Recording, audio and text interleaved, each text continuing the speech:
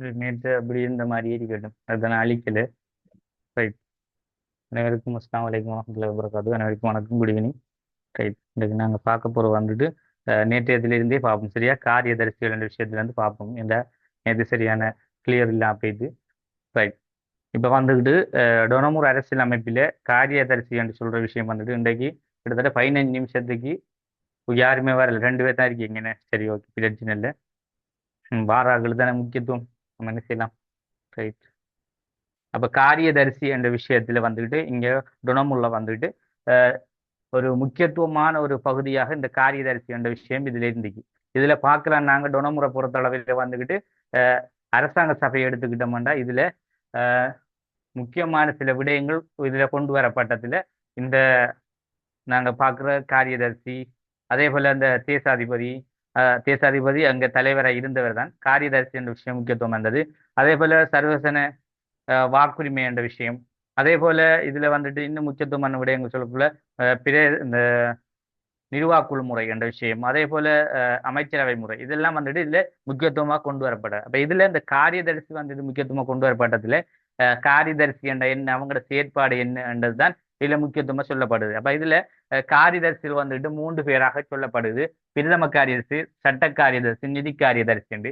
இப்ப இந்த 3 காரியதர்சிகளும் வந்துகிட்டு நியமிக்கிறது தேசாதிபதி சொல்லப்படும். அப்ப தேசாதிபதி ரெக்டா நியமிப்பாரான்னு கேட்டா இல்ல. அப்ப இவர் வந்துட்டு யாருடைய அனுமதியோட நியமிப்பாரண்டா பிரித்தானியோட காலத்துல பிரித்தானிய அரசினுடைய அனுமதியோட தான் தேசாதிபதி இவங்களை நியமிப்பார். இப்ப பாருங்க, இந்த தேசாதிபதிக்கு இவங்க என்ன செய்யணும், கட்டாயம் பொறுப்பு கூற வேண்டும். ஏன், தேசாதிபதிக்கு அடுத்த படியில் உள்ளவர்கள், அதிகாரத்தில் உள்ளவர்கள் என்றதால பொறுப்பு கூற வேண்டும். அதே போல இவர்களை பத்தி நாங்க சொல்லலாம் வந்துகிட்டு பிரித்தானியர்கள வந்துகிட்டு ஒரு பொறுப்பு வாய்ந்த அதிகாரங்கள்ல வந்துட்டு இவங்களுக்கு ஒரு முக்கியத்துவமான அதிகாரங்கள் கொடுக்கப்பட்டது. பிரதம காரியதர்சி என்றும், சட்ட காரியதர்சி என்றும், நிதி காரிய, அதாவது இந்த 3 அதிகாரங்களும் ஒரு பவரான, அதாவது தற்போது இப்ப நாட்டிலே இருக்கின்ற அதிகாரங்கள் மாதிரி இந்த சட்ட காரியதர்சி என்பதும் பிரதம காரியதர்சி என்பதும் நிதி காரியதர்சி. இப்ப தற்போது நாட்டில் சொல்ல போனா நாங்க நிதி, அதே போல பாதுகாப்பு என்பது முக்கியத்துவமான அமைச்சர்கள்ட்ட இல்லாட்டி ஜனாதிபதி, பிரதமர் போன்றவர்கள்ட்ட இருக்கும். அது மாதிரி ஒன்றைத்தான் இங்க இவங்கள்கிட்டையும் கொடுக்கப்பட்டது, முக்கியத்துவமான பதவிகளை. அப்ப அந்த அடிப்படையில் காரியதரிசியிலே விளங்கிக் கொள்ள முடியும். அதே போல இவர்களை பற்றி சொல்ல போனால் இவர்கள் பிரித்தானியர்களுடைய காவல் நாய்கள் என்று சொல்லப்படுது. அதாவது அவங்களோட வேலைகளை செய்யக்கூடிய ஒரு காவல் நாய் மாதிரி. அதே போல பிரித்தானியர்களுடைய செல்ல குழந்தைகள் என்று சொல்லப்படுது. அதே போல அவர்களுடைய ஒரு பதவி இவங்க வேற சொல்லலாமாண்டா சாதாரண சொல்லக்கூடிய பேர்கள் வந்துட்டு பதவி வழி உறுப்பினர்கள். ஏற்கனவே இவங்க அரசாங்க செயலாளர்களாக நாங்க ஏற்கனவே சட்டசபைகளை எல்லாம் பார்த்திருந்தோம். அப்ப அங்க அரசாங்க சபை செயலாளர்களாக இருந்தவர்களை பேரை கொஞ்சம் மாற்றி அமைச்சு காரியதர்சி என்ற இதுகளை உருவாக்கப்பட்டது. இவர்களை கொண்டு வந்ததுக்கான சில காரணங்கள் இங்கே சொல்லப்படுது. இதுல முதலாவது சுதேச பிரதிநிதிகளை வழிநடத்துவதற்கு. அப்ப முதலாவது விஷயம், சுதேசன்னு சொல்லக்குள்ள எங்களோட நாட்டில் இருந்த மக்கள், சுதேச மக்களை வந்துகிட்டு அதுவங்களூடாக தெரிவு செய்யப்பட்ட பிரதிநிதிகள். அப்ப எங்களுக்கு சொந்தமான எங்களால் தெரிவு செய்யப்பட்ட சில பிரதிநிதிகள் இருந்தாங்க. என்ன, மொத்தம் நாங்க தேர்தலில் வந்துட்டு 50 பிரதிநிதிகள் தேர்தல் மூலமாக இலங்கை சார்பாக தெரிவு செய்யப்பட்டவர்கள் சொன்னோம். அப்ப இவர்களை வந்துட்டு ஒரு வழி நடாத்தக்கூடிய ஒரு முக்கியத்துவமானவர்களாக இருந்தார்கள் இந்த காரியதர்சி 3 பேரும். அதே போல மட்டுப்படுத்தப்பட்ட பொறுப்பாட்சியை வழங்குவதற்கு. அப்ப பொறுப்பாட்சி என்று சொல்லக்குள்ள இந்த இடத்துல அது வந்துட்டு ஒரு மட்டுப்படுத்தப்பட்ட ஒரு பொறுப்பாட்சியாக இருக்கணும். அப்ப எப்படி அது மட்டுப்படுத்தப்பட்ட பொறுப்பாட்சி என்று சொல்லக்குள்ள, நாங்க பொதுவங்களுக்கு கொடுக்கப்பட்ட ஆட்சி வந்துகிட்டு ஒரு வரையறுக்கப்பட்ட அளவிலே இருக்கணும் என்ற ரீதியில இவங்களை கொண்டு வந்ததுக்கான காரணம். அதாவது இவங்க வந்துட்டு இந்த இவங்களுக்குரிய அதிகாரம் என்னென்றா, இதுவரை இந்த இவங்களோட செயற்பாடெல்லாம் வந்துட்டு ஏனைய அரசாங்கத்தில் இருக்கின்ற உறுப்பினர்கள் எல்லாம் இவங்களுக்கு என்னென்ன அதிகாரம் கொடுக்கணும் என்று எல்லாமே இவங்கள்ட்ட சொல்லப்பட்டிருக்கு.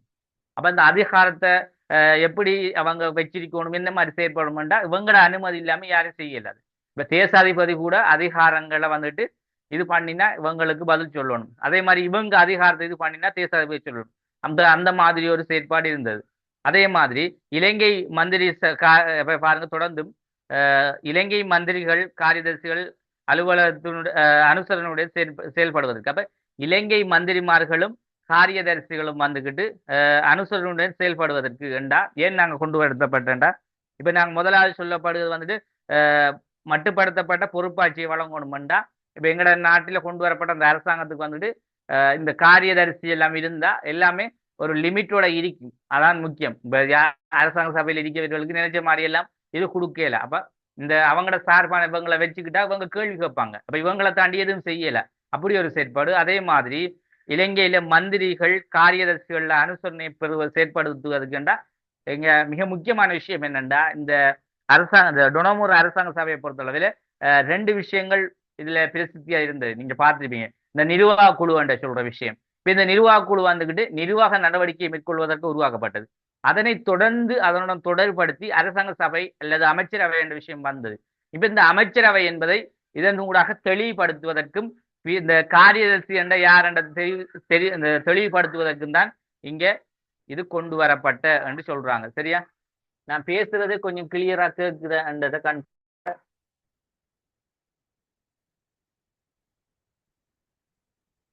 கன்ஃபார்ம் பண்ணுங்க. சரியா? இதுக்காக தான் கொண்டு வரப்பட்டது. சரியா? அதே போல தொடர்ந்து நாங்க பார்க்கலாம். இதுல பொது பரிபாலனம், நீதி, நிதி விடயங்களின் மோசடிகள் இடம்பெறாமல் தடுப்பதற்கு. அப்ப இதுல மிக முக்கியமான விஷயம் பொது பரிபாலனங்களை பொறுத்த அளவிலே இதுல வந்துட்டு நீதி தொடர்பானது, நிதி தொடர்பான விஷயங்கள், அதுல ஏதாவது பொதுவான பரிபாலனம் என்று சொல்ற விஷயங்கள். பொது பரிபாலனம் பொது சேவை, பொது சேவை என்ற மக்களுக்குரிய சேவைகள் இந்த விஷயத்திலே. அதே போல நிதி இது ரெண்டு விஷயம். இப்ப இதுல எல்லாம் வந்துகிட்டு மோசடிகள் இடம்பெறலாம். இப்ப நிதியை பொறுத்த அளவிலே நிதி என்ற பொருளாதார சம்பந்தப்பட்டனே எப்போதும் அதுல மோசடிகள் வர வாய்ப்பு இருக்கு. அதே போல நீதியும் வந்துக்கிட்டு அது சில நேரங்களில் எதிர்மறையாக தீர்ப்பு வழங்கக்கூடிய நிலைமையெல்லாம் பொய்ச்சாக்கி எல்லாம் சொல்லுவாங்க. அப்ப இப்படியான நிலைமைகளை எல்லாம் தடுப்பதற்காக தான் இந்த காரியதர்சியில கொண்டு வந்தார்கள் சொல்றாங்க. தொடர்ந்து பாருங்க. காலனித்துவத்தினை பாதுகாப்பது. காலனித்துவத்தை பாதுகாப்பதுன்னா உண்மையான இவங்க கொண்டு வரப்பட்ட நோக்கம் என்னண்டா இந்த காலனித்துவத்தை பாதுகாப்பதுக்கு நாங்க சொல்லணும். ஏனென்றா பிரித்தானியர்கள்ட்ட இருக்கிற கொஞ்ச நெஞ்ச அந்த ஆட்சியும் வந்துட்டு இந்த காரியதரிசி தேசாதிபதி கூட தான் இருந்தது. ஏன் கொஞ்சம் கொஞ்சமாகவே எங்களோட மக்கள்கிட்ட அவங்க என்ன செய்யறாங்க, ஆட்சியை படிப்படியா கொடுக்காங்க. கொடுத்துட்டு அவங்க நாட்டுக்கு போறாங்க. அப்ப இதை முழுமையா எங்களோட நாட்டை ஒரு சுதந்திரமான நாடாக எங்கள்கிட்டயே தந்து போட்டு போக விடாம இன்னும் கொஞ்சம் காலத்துக்கு அவங்க ஆட்சி ஒண்ணுமன்றதுக்காக என்ன செய்யறாங்க, இது செயற்பாடுதான் இதன் மெயின். உண்மையா உள்ளாந்தம் வந்துட்டு அவங்க இன்னும் கொஞ்சம் காலத்துக்கு ஆட்சி செய்யணுமென்ற நோக்கம் தான். அதுக்காக மறைமுகமா இந்த காரியதரிசிகளையும் தேசாதிபதியையும் கொண்டு தன் ஆட்சியை தொடர்ந்து கொண்டு போனாங்க என்று நாங்க சொல்லலாம். அப்ப காலனித்துவத்தை என்ன செய்யப்படா மீறி செயற்படப்படா மக்கள், இலங்கை மக்கள் என்றதுக்காக பாதுகாப்பதற்கு நாங்கள் விளங்கிக் கொள்ளலாம். அதே போல தேசாதிபதியின் அதிகாரத்தை கட்டுப்படுத்துவதற்கு. இப்ப தேசாதிபதி வந்துகிட்டு இப்ப பார்த்திருக்கலாம். முதலாவது நாங்க சொல்லப்பட்ட விஷயம், இப்ப காரியதர்சி வந்துகிட்டு தேசாதிபதிக்கு கட்டாயம் என்ன செய்யணும், பிழை விட்டா ஏதாவது பிழை செய்தா பொறுப்பு கூறணும். அதே மாதிரிதான் தேசாதிபதியோட அதிகாரங்களையும் கட்டுப்படுத்தல. அப்ப தேசாதிபதி நினைச்ச மாதிரி அவர் இஷ்டத்தை செய்யலாது. இப்ப யாரையும் பதவியிலிருந்து விளக்குறது என்ன செய்யறாலும் இந்த 3 பேர் அனுமதியோட தான் செய்யலாம் என்றது அங்க சொல்லப்படும். தொடர்ந்து நாங்க பார்க்கலாம். இதுல பிரதம காரியதர்சி, சட்ட காரியதர்சி, நிதி காரியதர்சி. இப்ப இந்த 3 காரியதர்சியில் முக்கியத்துவமானவர்களா இருக்காங்க. இதுல நாங்க பிரதம காரியதர்சியை பத்தி கொஞ்சம் பார்க்கணும். நேற்று நாங்க பிராக்டிக்கலா கொஞ்சம் விஷயம் பார்க்கன்றதுக்குள்ள அதுக்குள்ள பிரச்சனையா போயிடுச்சு. அதுக்கு தான் நான் நேற்று எதை அழிக்கல அப்படியே வச்சிருக்கேன். சரியா? இதுல நாங்க பார்ப்போம். பிரதம காரியதர்சியை பொறுத்த அளவில் இவரை பத்தி நாங்க சொல்லலாம். வந்துட்டு இந்த இருக்க காரியதர்சிகள்ல மிக முக்கியத்துவமானவர் என்று நாங்க சொல்றோம். அப்ப இந்த பிரதம காரியதர்சி எப்படி என்றா, அதாவது எங்கட நாட்டில தற்போது இருக்க பிரதமருக்கு சமம் என்று நாங்க சொல்லுவோம். அதாவது ஜனாதிபதிக்கு அடுத்திருக்க பிரதமர். அதே மாதிரி டொனமுறை பொறுத்தளவிலே அந்த நேரங்கள்ல தேசாதிபதி என்றா கிட்டத்தட்ட அரசின் தலைவர் என்ன, அதாவது ஒரு ஜனாதிபதி மாதிரி தான் இருப்பார். முழு நாட்டுக்குமே ஒரு அதிகாரி, தலைவர் நாங்க சொல்லலாம்.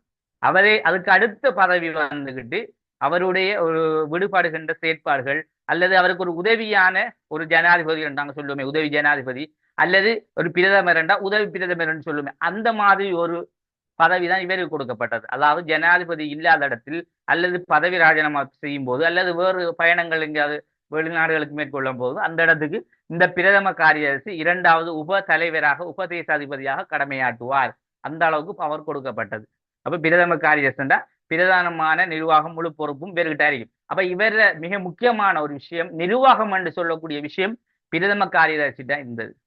இப்ப சட்டமன்றது வந்துட்டு இவர்கிட்ட இருக்கும். ஆனா நிர்வாகம் பிரதம காரியதர்சியோட தான் இருக்கும். அதுக்காகத்தான் நிர்வாகத்தின் ஒரு தலைவராக வச்சாங்க.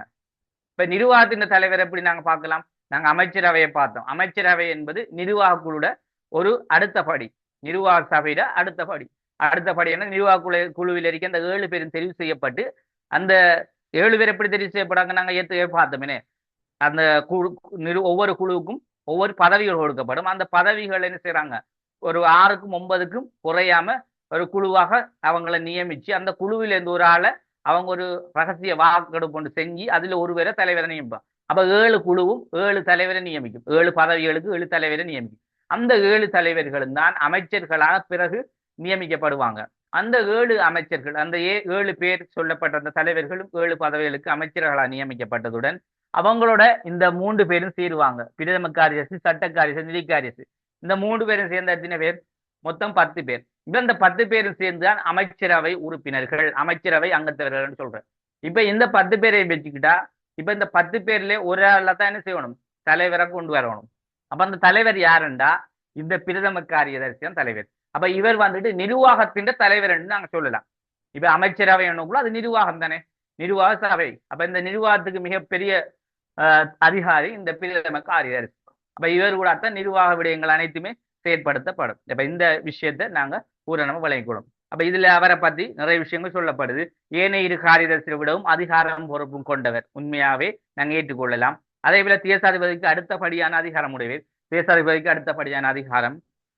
அதே போல தேசாதிபதி இல்லா சந்தர்ப்பங்களில் இவரே பதில் தேசாதிபதியாக கடமையாற்றுவார், உண்மையாக பதில் தேசாதிபதியாக கடமையாற்றுவார். நாங்க சொன்ன விஷயத்தை வச்சு பாருங்க, சரியா? ரைட். அடுத்தது மந்திரி சபையினரும் பொதுச் சேவை ஆணைக்குழுவும் தலைவர். இதுல இன்னும் ஒரு விஷயத்தை பார்க்கணும். இவர் நாங்க பார்த்த அமைச்சரவை மந்திரி சபை என்பது 2 முறை பேர் என்ன, அதனுடைய தலைவராக இவர் நியமிக்கப்படுவார். இந்த 7 3 10 பேருக்கு அவர் 10 பேருக்கு தலைவர் என்று சொல்லக்குள்ள அந்த 10 பேர்ல ஒரு ஆளாக இவர் தலைவராக வருவார். அப்ப 10 பேருக்கு தலைவர் நினைச்சுப்படா, அதாவது 10 பேர்ல ஒரு ஆளாக தலைவராக வருவார் அமைச்சரவை. அப்ப இங்க 10 பதவி. அப்ப இங்க ஏற்கனவே நாங்க பார்த்த 7 நிர்வாக குழுல 7 பதவி பார்த்தோம். கல்வி, சுகாதாரம் என்று சொல்லக்கூடிய அந்த பதவியோட இதுல பிரதம பதவி, சட்ட பதவி, நிதி பதவி, இந்த 3 பதவி 10 பதவி. அதுல மொத்தம் 7 பேர்ல ஒரு ஆள் இந்த பிரதம காரியதர்சி தலைவராக. இதான் அதுல விஷயக்குள்ள, சரியா? தொடர்ந்து பார்க்கலாம். இதுல பொது சேவை ஆணைக்குழுன்னு சொல்ற விஷயம், அந்த பொது சேவை ஆணைக்குழுவுக்கும் இவர் தான் தலைவர். நல்ல வழங்கப்படும் பிரதம காரியதர்சி. பொது சேவை என்றா மக்கள் சேவை நாங்கள் சொல்லலாம். அதாவது பொதுவான அரசு சார்ந்த விடயங்களை பற்றி ஆராய்ந்து அதுக்கு என்னென்ன தீர்வுகளை மேற்கொள்வதுன்னு சொல்லக்கூடியது அந்த பொது சேவை ஆணைக்குழு. அதாவது மக்களுடைய தேவைகளை நிவர்த்தி செய்யக்கூடிய ஒரு ஆணைக்குழுவாக இருந்தது. நாங்கள் தொடர்ந்து இப்ப பார்க்க போறோம், சரியா? அதனுடைய தலைவராக இருந்தார். தொடர்ந்து அடுத்து பார்க்கலாங்க. தேசாதிபதி உட்பட அமைச்சர்களும் ஆலோசனை வழங்கும் உரிமை உடையவர். அப்ப தேசாதிபதிக்கு உட்பட அமைச்சர்களுக்கும் ஆலோசனை வழங்கும் உரிமை உடையவர். அப்ப தேசாதிபதிக்கும் ஆலோசனை வழங்கக்கூடியவராக இருந்தார். அதே போல அவருக்கு கீழே இருக்க அமைச்சர்களுக்கும் ஆலோசனை வழங்கும் உரிமை உடையவர். ஏனென்றா இவர் கொஞ்சம் பெரிய ஆளாண்டதால, அதான் இப்ப தேசாதிபதி கூட இவர் ஆலோசனை வழங்கலாம், தேசாதிபதி கேட்கலாம், வேற கதையெல்லாம் கேட்க. ஏன்னா இவருக்கு அடுத்தது அவர் தான். அப்ப உபதேசாதிபதி மாதிரி ஒரு ஆள். அதே போல இவருக்கு கீழே இருக்க ஆட்களுக்கெல்லாம் ஆலோசனை வழங்கக்கூடியவராக இருந்தார். அதே போல பொது நிர்வாகம், இலங்கை அச்சு கொடுத்தவனம் போன்ற இவரின் கட்டுப்பாட்டிலே இருந்து. இதுல இலங்கையில் இருக்கின்ற சில நிர்வாக இதுல நாங்க பார்க்கலாம் வந்து சில நிறுவனங்கள். இதுல பொது நிர்வாகம் சொல்லக்கூடிய விஷயம், இலங்கை அச்ச கூட்டுத்தாபனம், இதெல்லாம் வந்துட்டு கூட்டுத்தாபனங்கள். கூட்டுத்தாபனம் பொதுவாக எங்க நாட்டில் இருக்கின்ற வெளி அமைப்புகள், வெளி சங்கங்கள். அப்ப அதே மாதிரிலாம் வந்துட்டு இந்த அச்சு அச்சு அச்ச கூட்டுத்தாபனம் நல்ல வருமானத்தை எங்க நாட்டுக்கு ஈட்டி கொடுக்கக்கூடிய சில வெளியால வரக்கூடிய நிதி உடைய, அது அரசுடைய சில நிறுவனங்கள். இப்ப இதுல எல்லாம் வந்துட்டு பொது நிர்வாகம், அரச கூட்டுத்தாபனம் போன்ற இதுகளுக்கு வேறுதான் என்ன செஞ்சாரு, ஒரு கட்டுப்பாட்டுண்டா இவரை தலைமை கீழே தான் எல்லா செயற்பாடும் நடக்கும். இப்போ பிரதம காரியதர்சிக்குள்ள நாட்டினுடைய எல்லா நிர்வாக விடயங்களும் இவரோட தானே செய்யும், பார்க்கப்படும், சரியா? ரைட். அடுத்த பாருங்க, அடுத்த தொடர்ந்து இதுல சட்ட காரியதர்சி. அப்ப சட்ட காரியதர்சி என்றா நாங்க நேற்று பார்த்தோம், என்ன நேற்று இது பார்த்த மாதிரி இங்க பார்க்கக்குள்ள கொஞ்சம் பிரச்சனையா போயிடுச்சு. இப்ப சட்ட காரியதர்சியை பாருங்க. சட்ட காரியதர்சி வந்துட்டு சட்டத்துக்கு பொறுப்பானவர். அப்ப சட்டத்தை இயற்றுறது, அதை எப்படி மக்கள் அந்த அரசாங்க சபையில் இருக்க அவங்களூடாக அதை அவங்களுக்கு அதை ஆலோசனையை வழங்கி இப்படிதான் சட்டத்தை இயற்றணும், திரும்ப தேசாதிபதியிட்ட கொடுத்து அதை என்ன செய்யற சட்டத்தை நடைமுறைப்படுத்துற விஷயம். அப்ப சட்டத்தை வந்துகிட்டு நீதி பரிபாலனத்துக்கு பொறுப்பாளர் என்றா அவன் சட்டத்தை உருவாக்குறதுக்கு அவர் தான் மெயின். அவர் ஆலோசனை இல்லாம இந்த சட்டமுமே என்ன செய்யலாம், டொனமுறை அரசியல் அமைப்பை உருவாக்கவேலாம். அதாவது இந்த டொனமுறை அரசியல் அமைப்பு என்ற விஷயமே இவர் கூடத்தான் உருவாக்கப்பட்டது. அதாவது இவர் ஊடாக உருவாக்கப்பட்டா இவர் தான் அதுக்கு என்ன ஒரு பொறுப்பாளியாக இருப்பார். இப்ப டொனம் ஒரு குழு உருவாக்கினாலும் அந்த சட்டசபைக்கு ஒரு பொறுப்பாளி இவர் தான் இருப்பார். இப்ப இவர்கிட்ட தான் சட்டசபை விடயங்கள் எல்லாம் தீர்மானிக்கப்படும். சரியா? அதனூடாக நாங்க இதுல சொல்லப்படும் விஷயம். அதோட உங்களுக்கு மிக முக்கியமான ஒரு விஷயம் இதுல பாருங்க, பக்கத்துல நீதி காரியதர்சி என்று போட்டி என்னண்டா இவர் சட்டத்துக்கும் நீதிக்கும் பொறுப்பாக இருந்தவர். அப்ப நாங்க இதுல பொது சேவை ஆணைக்குழு நீதி சேவை ஆணைக்குழுன்னு சொல்லப்படுது. அந்த நீதி சேவைக்கு இவர் பொறுப்பா இருந்தார். காரியதர்சி வந்துகிட்டு பிரதம காரியதர்சி பொது சேவைக்கு தலைவராக இருந்தார். சரியா? அதுல குழம்பப்படாதா? ஏன்டா இவங்க மிக முக்கியமான ஆட்கள்ன்றதால இவங்க 2-3 பதவிக்கு எல்லாம் போட்டு இருந்தாங்க. இப்ப 2-3 பதவிக்கு உண்மையா தேர்தலில் ஈடுபட்ட இலங்கை சார்ந்த மக்களை போட்டிக்கலாம். அப்ப ஏன் போடல? எல்லா பகுதிக்குள்ளேயும் அவங்க ஆக்களை தான் என்ன செஞ்சாங்க, மறைமுகமா தலைவர்களா போட்டிருந்தாங்க. இதெல்லாம் ஒரு தந்திரமானே. ரைட். அடுத்த நாங்க தொடர்ந்து பார்க்கலாம். இதுல இந்த சட்ட காரியதர்சியை பத்தி பாருங்க. இலங்கை நீதி பரிபாலனங்கள், அப்ப இலங்கையின் நீதி சம்பந்தமான விடயங்கள் வந்துட்டு இவரூடாதான் என்ன செய்யும், அதுவும் கூட பார்க்கப்படும். அது சட்டம் அறிக்கைலாம் நீதி அறிக்கை எல்லாமே இவரூடாதான் செயற்படுத்தப்படுது. முதலாவது விஷயம், இவர் சட்டங்களை இயற்றும் போது இலங்கை பிரதிநிதிகளுக்கு ஆலோசனை வழங்குவார். ஒரு சட்டத்தை கொண்டு வர போறாருண்டா இவரூடாக சட்டம் பெறப்போகுதுண்டா அதுக்கு இருக்க பிரதிநிதிகள் இலங்கையில் இருக்க உறுப்பினர்களுக்கு ஒரு ஆலோசனை சொல்லுவார். இப்ப நான் சட்டம் கொண்டு வர போறோம், நீங்க எல்லாருமே சொல்லுவோம் ஏற்றுக்கொள்ளும். அவங்க ஏற்றுக்கொள்ள என்று சொன்னாலும் இவர் ஏற்றுவார். ஏன்? இவர் சட்டத்துக்கு பொறுப்பானால். அப்ப இவர் வந்துட்டு அங்கீகாரம் வழங்கி தேசாதிபதிகிட்ட கொடுத்தா அவர் இறுதி ஒப்பம் விட்டா சரி. அப்ப என்ன விஷயம் பண்ணா சில ஆலோசனைகள் உறுப்பினர்கள்ட்ட கேட்பார் என்றது இவருடைய மிக முக்கியமான ஒரு கடமை. அடுத்த தொடர்ந்து பார்க்கல நாங்க இலங்கையில் சகல விதமான நீதி பொறுப்புகள் சட்ட ஒழுங்குகளை மேற்கொள்வார். அது நாங்க இப்ப சொன்ன விஷயம்தான். அதே போல அரசியல் சபைக்கான தேர்தலை நடத்துவார். அப்ப அரசியல் சபைக்குரிய தேர்தல் இப்ப பாருங்க, தேர்தலுக்குரிய சட்டம் உதாரணமாக தேர்தல் நடத்தலாம் யாருண்டா ஒரு சட்டம் தெரிஞ்ச ஒரு ஆள் மட்டும்தான் நடத்தலாம். இந்த தேர்தல் வந்துகிட்டு நிறைய ரூல்ஸ் இருக்கும், நிறைய சட்டம் இருக்கும், அதுக்கு எப்படி நடத்தணும் எப்படி ஆள் போடணும் யாரும் செய்யலாம். அப்ப அந்த நேரங்கள்ல வந்துகிட்டு இந்த பொறுப்பை யாருடைய இப்ப வந்துட்டு தேர்தலுக்கு ஒரு ஆணைக்குழுவே இருக்கு, தேர்தல் ஆணைக்குழு இப்ப இருக்கு 78. அப்ப அது வந்துட்டு தனிப்பட்ட தேர்தலை பார்க்கும். ஆனா அந்த நேரத்துல என்ன செய்யலாம், ஒண்ணும் செய்யலாம். அப்ப கொஞ்சம் பேர் ஆக்கல 61 உறுப்பினர் அதுக்கு உள்ளதான் எல்லாரையும் கலந்து கலந்து ஒவ்வொரு பதவியில 2 பதவியிட்டு போடுவோம். அப்ப சட்டத்துக்குரியவரை தேர்தலுக்கு நடத்துற விஷயத்துக்கும் அவரை தான் பொறுப்பா போட்டிருந்தாங்க. அப்ப தேர்தல் விஷயத்தையும் அவர் தான் நடத்துவார். அதே போல அரசாங்க சபைக்கும் அரசாங்கத்துக்கும் சட்ட ஆலோசனை வழங்கல். அப்ப அரசாங்க சபை அதே போல அரசாங்கத்துக்கு அரசாங்க சபைண்டா எங்களை பறிக்க இந்த டொனமுற அரசாங்க சபைன்னு சொல்ற. அதோட தொடர்ந்து பாருங்க அரசாங்கம் வேண்டாம். அப்ப ஏன் நாங்க அரசாங்க சபை அரசாங்கம் சொல்றோம்? நேத்து நான் சொன்னேன் இந்த விஷயம் சொல்லக்குள்ளதான் பிரச்சனை ஆகின. அரசாங்கம் சொன்னா ஒரு நாட்டினுடைய முழு அழகையும் கொண்டு நிர்வாகம் செய்கிற ஒரு அமைப்பு முறைதான். அதை நாங்க கண்ணால பார்க்கிறாது அந்த அமைப்பு முறையை. அதைத்தான் அரசாங்கம் சொல்றோம். சரியா? நல்ல விளையும் கொடுக்கும். அப்ப அங்கே அது எப்பவும் அரசாங்கம் என்ற விஷயம். இப்ப அரசுண்டா அதுக்கு அரசுக்கு அடுத்து என்ன அரசாங்கம். அரசாங்கம் அது 6 வருஷத்துக்கு இருக்கும். நாங்க இந்த அரசாங்கத்தை வந்துட்டு எப்படின்னா ஒரு ஒரு கட்டட ரீதியாக பார்க்கக்குள்ள அரசாங்கத்தை கண்ணால காணல, சும்மா வாயால சொல்லக்குள்ள அரசாங்கத்தை நாங்க பார்க்க அந்த அதுக்கு தான் சொல்லலாம். அரசாங்கத்தை வந்துக்கிட்டு நாங்க ஒரு கற்புல ரீதியாக பார்க்க முடியும். எப்படி என்றால் அதுக்கு ஒரு கட்டட அமைப்புகளையும் கொஞ்சம் உறுப்பினர்கள் இருப்பாங்க, அதனூட பார்க்க முடியும். அப்ப அதான அரசாங்கம். அப்ப ஒரு அமைப்பு அதுக்கு ஒரு அரசாங்கம் ஒரு அமைப்பு, ஒரு விஷயத்தை உருவாக்கக்கூடிய ஒரு அமைப்பு. அந்த அமைப்பை நாங்க கட்டட ரீதியால அதை செயற்படுத்தி பார்க்கக்குள்ள அது அரசாங்க சபை என்ற ஒரு நாங்க பாராளுமன்றம் என்று சொல்ல மாதிரி ஒரு அரசாங்க சபை என்ற ஒரு கட்டட பகுதிக்குள்ள இருக்கும். சரி, அரசாங்க சபை என்ற ஒரு கட்டட பகுதியை தான் அரசாங்க சபை என்று சொல்லுவாங்க.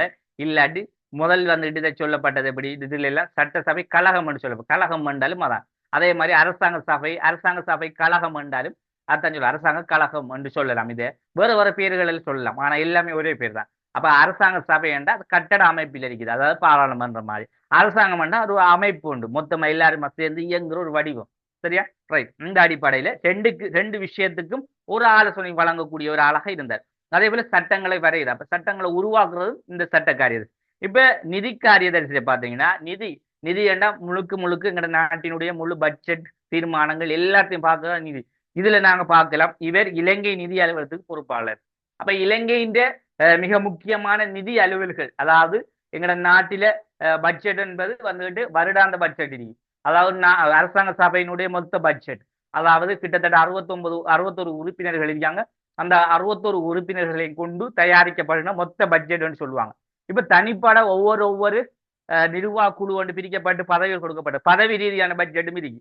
பட்ஜெட்னா அதுக்கு சொல்றோம் நாங்க என்ன, வருஷத்தினுடைய கணக்கறிக்கை அல்லது வரவு செலவு திட்டம் என்று பல பெயர்களை சொல்லப்படும். அப்ப இந்த பட்ஜெட்டும் கூட நாங்க இவருடைய தீர்மானிக்கப்படும். அதே போல நிதி விடயங்களை விலக்கி கூறக்கூடிய வகையில் அறிக்கை தயாரித்தல். அப்ப நிதி விடயங்களை வந்துட்டு கொஞ்சம் தெளிவுபடுத்தணும் மக்களுக்கு. இப்ப மக்கள் முதல்ல யார்கிட்ட தெளிவுபடுத்தணும்? அரசாங்க சபையில் இருக்கின்ற உறுப்பினர்கள் தான் தெளிவுபடுத்தணும். என்ன அப்ப அவங்க தான் மறு என்ன செய்வாங்க?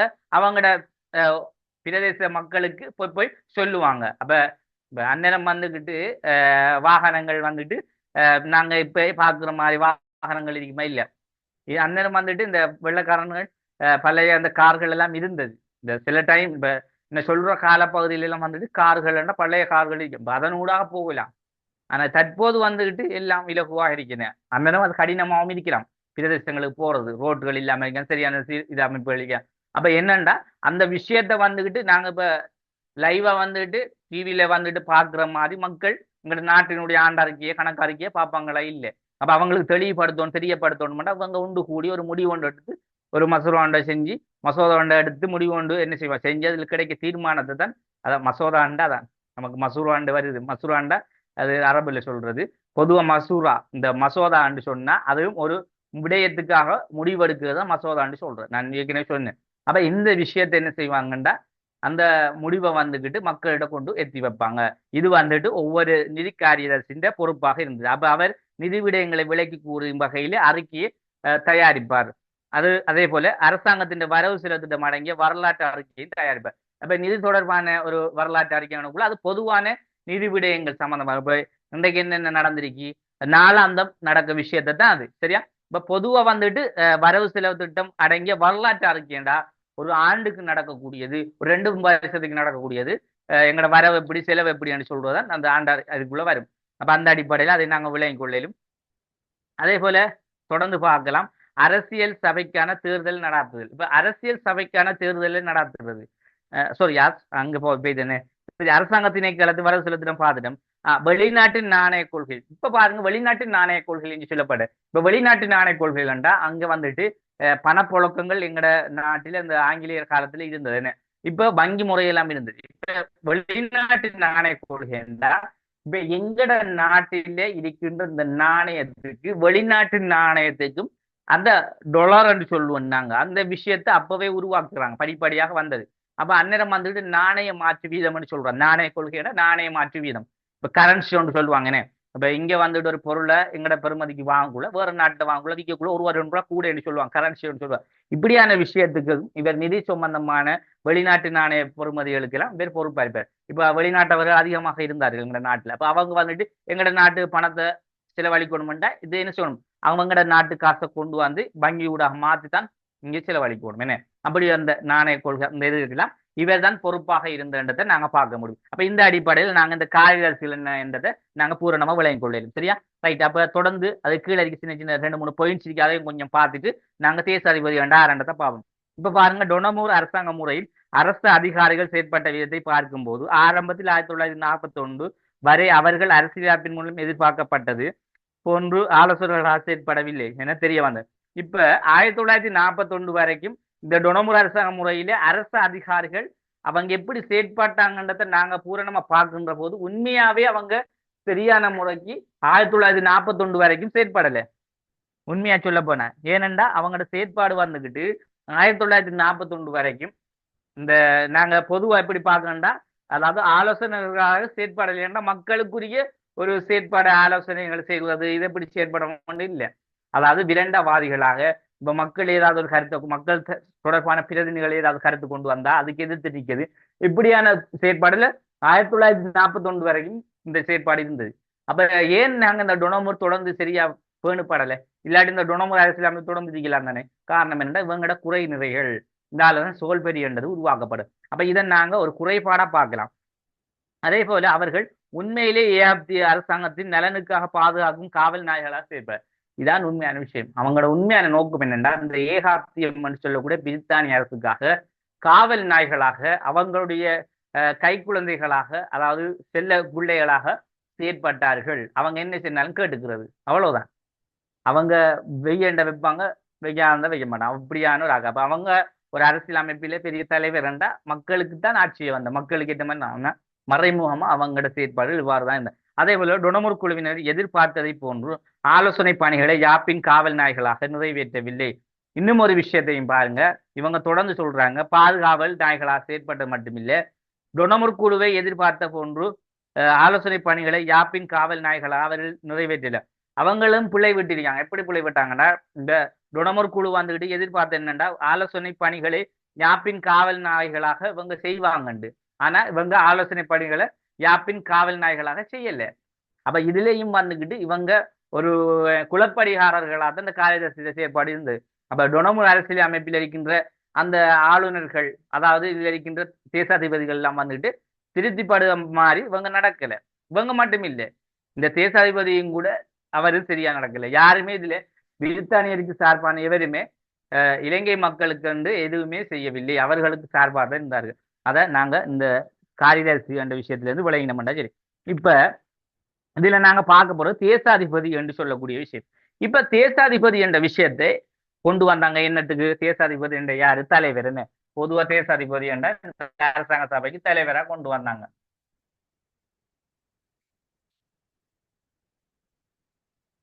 தேசாதிபதி, சரியா? இவரை தலைவரா கொண்டு வந்தாங்க.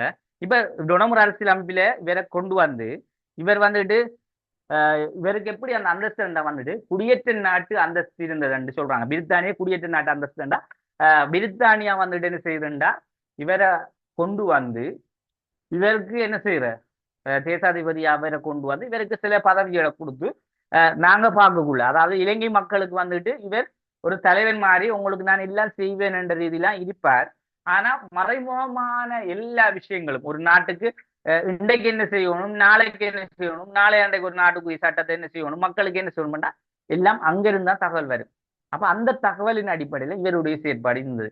அப்ப மக்களுக்கு மத்தியில பார்க்கத்தான் இவர் என்ன செய்யறாரு, ஒரு தேசாதிபதி தலைவர் நேர்மையானவர், சரியான முறையில் அதிகாரத்தை நிறைவேற்றக்கூடிய என்று நாங்க வழங்கும் டொனமுறை பொறுத்தளவு. ஆனா இவர் வந்து மறைமுகமாக இந்த பிரித்தானிய குடியேற்ற நாட்டு அந்தஸ்திலே இவர் செயற்பட்டார். அவரும் வந்துட்டு ஒரு காவல் நாய் தான், மறைமுகமான ஒரு காவல் நாயே இருந்தவர். சரியா? அதே போல இலங்கை நிறைவேற்று காவலராக என்ன சொல்லுவோம் நாங்க, தொடர்ந்து பாருங்க, இலங்கை நிறைவேற்று காவலராக பிரித்தானிய மூடி விளக்கினர். அப்ப இலங்கையில நிறைவேற்று காவலர்ண்டா அதாவது இலங்கைக்குரிய அந்த காலத்துவத்துக்கு ஒரு தலைவர் ஒன்று வைக்கணுமே அரசுக்கு, அந்த அரசுக்கு ஒரு தலைவராக காவல் நாயகா செயற்பட்டார். அப்ப இவர் வந்துட்டு சும்மா எப்படி ஏனோ தானே ஒரு தலைமைத்துவம் தேவை வேண்டதுக்காக தூக்கி வச்சிருந்தாங்க அவங்களை.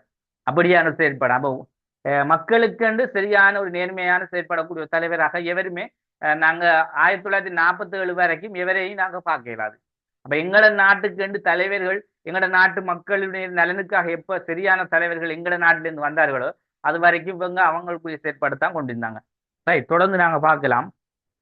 இப்ப இவருடைய பதவிக்காலம் வந்துட்டு 5 வருடம். பொதுவா வந்துட்டு 5 வருடம். அதாவது இவரை பத்தி நாங்க சொல்லணும்டா இவருடைய பதவிக்காலம் 5 வருடம் எப்படி தீர்மானிக்கப்படும்டா, அரசாங்க சபை 5 வருடத்துக்கு தொடர்ந்து நீடிக்குமாயின், அதாவது அரசாங்க சபை ஏன் 5 வருடத்துக்கு தொடர்ந்து நீடிக்கும், ஏன் சொல்றோம் சொல்லுங்க அப்போ?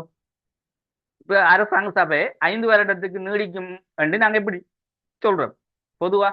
அதாவது அரசாங்க சபைக்கு ஏதாவது பிரச்சனை ஒன்றும் இல்லாம, அதாவது வரவு செலவு திட்டம் எல்லாம் சரியா இருந்தா அரசாங்க சபை என்ன செய்யும், தொடர்ந்து 5 வருஷத்துக்கு. அப்ப வரவு செலவு திட்டம் ஃபெயிலியர் ஆகி நாங்க ஏற்கனவே பார்த்தோம், அரசாங்க சபை வந்துகிட்டு பதவியில் இருந்து விலகுறதுக்கான சில காரணங்கள் நான் அன்றைக்கு சொன்னேன் போன கிளாஸ்ல. என்ன சொன்னேன்? அதாவது இந்த வரவு செலவு திட்டம் ஒரு முறையோ அல்லது இருமுறையோ தோல்வி அடைந்தால் அரசாங்க சபை என்ன செய்யும், பதவியில் இருந்து விலகும். புதிய ஒரு அரசாங்கம் தேர்தல் மூலமாக திரும்ப ஒரு அரசாங்கம் வரும். சொன்னேனே இல்லையா? அப்ப பிரச்சனை ஒன்றும் இல்லையண்டா ஒரு அரசாங்கம் தொடர்ந்து 5 வருடத்துக்கு என்ன செய்யும், வருடம் பதவியிலே இருக்கும் அரசாங்க சபை. அப்ப இந்த 5 வருடம் பதவியில் இருக்கின்ற காலத்துக்கு இங்க தேசாதிபதி ஒருவரை நியமிச்சா அவரும் அந்த 5 வருடத்துக்கு என்ன செய்வார், பதவியிலே இருப்பார். இப்ப இந்த தேசாதிபதி இங்க 5 வருடம் என்று விதிச்சது இருக்குதானே, இப்ப இதுல ஏதாவது இவர்ல குறை ஒன்று வந்துட்டு இல்ல பிழை ஒன்று செஞ்சிட்டார், இது மக்கள் இவருக்கு எதிராக எதிர்த்து இவர பதவியில இருந்து தூக்குங்க, இவர் சரி வரான்னு சொன்னா உடனே என்ன செய்வாங்க, அடுத்த தீர்மானத்தை எடுத்து யார் இதை தீர்மானிப்பா, யாரு பதவியில இருந்து மாற்றுவா சொல்லுங்க பாப்போம். இந்த தீர்மானம் பதவியில இருந்து மாற்றுவது எல்லாம் யாரு பாப்போம், யார் இதை செய்வா பாப்போம்? சைனப் சொல்லுங்க பாப்போம், யாரு மாற்றுவா? இப்ப இவர் 5 வருஷத்துக்கு பதவியில இருந்து வச்சிருக்கி, பதவியிலிருந்து வைக்கிறது யாரு, பதவியிலிருந்து தூக்குறது யாரு?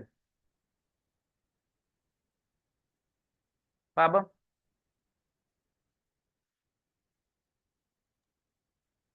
சொல்லுங்க. சமா சொல்லுங்க பாப்போம். பிரித்தானிய முடியா நீங்க சொன்னது?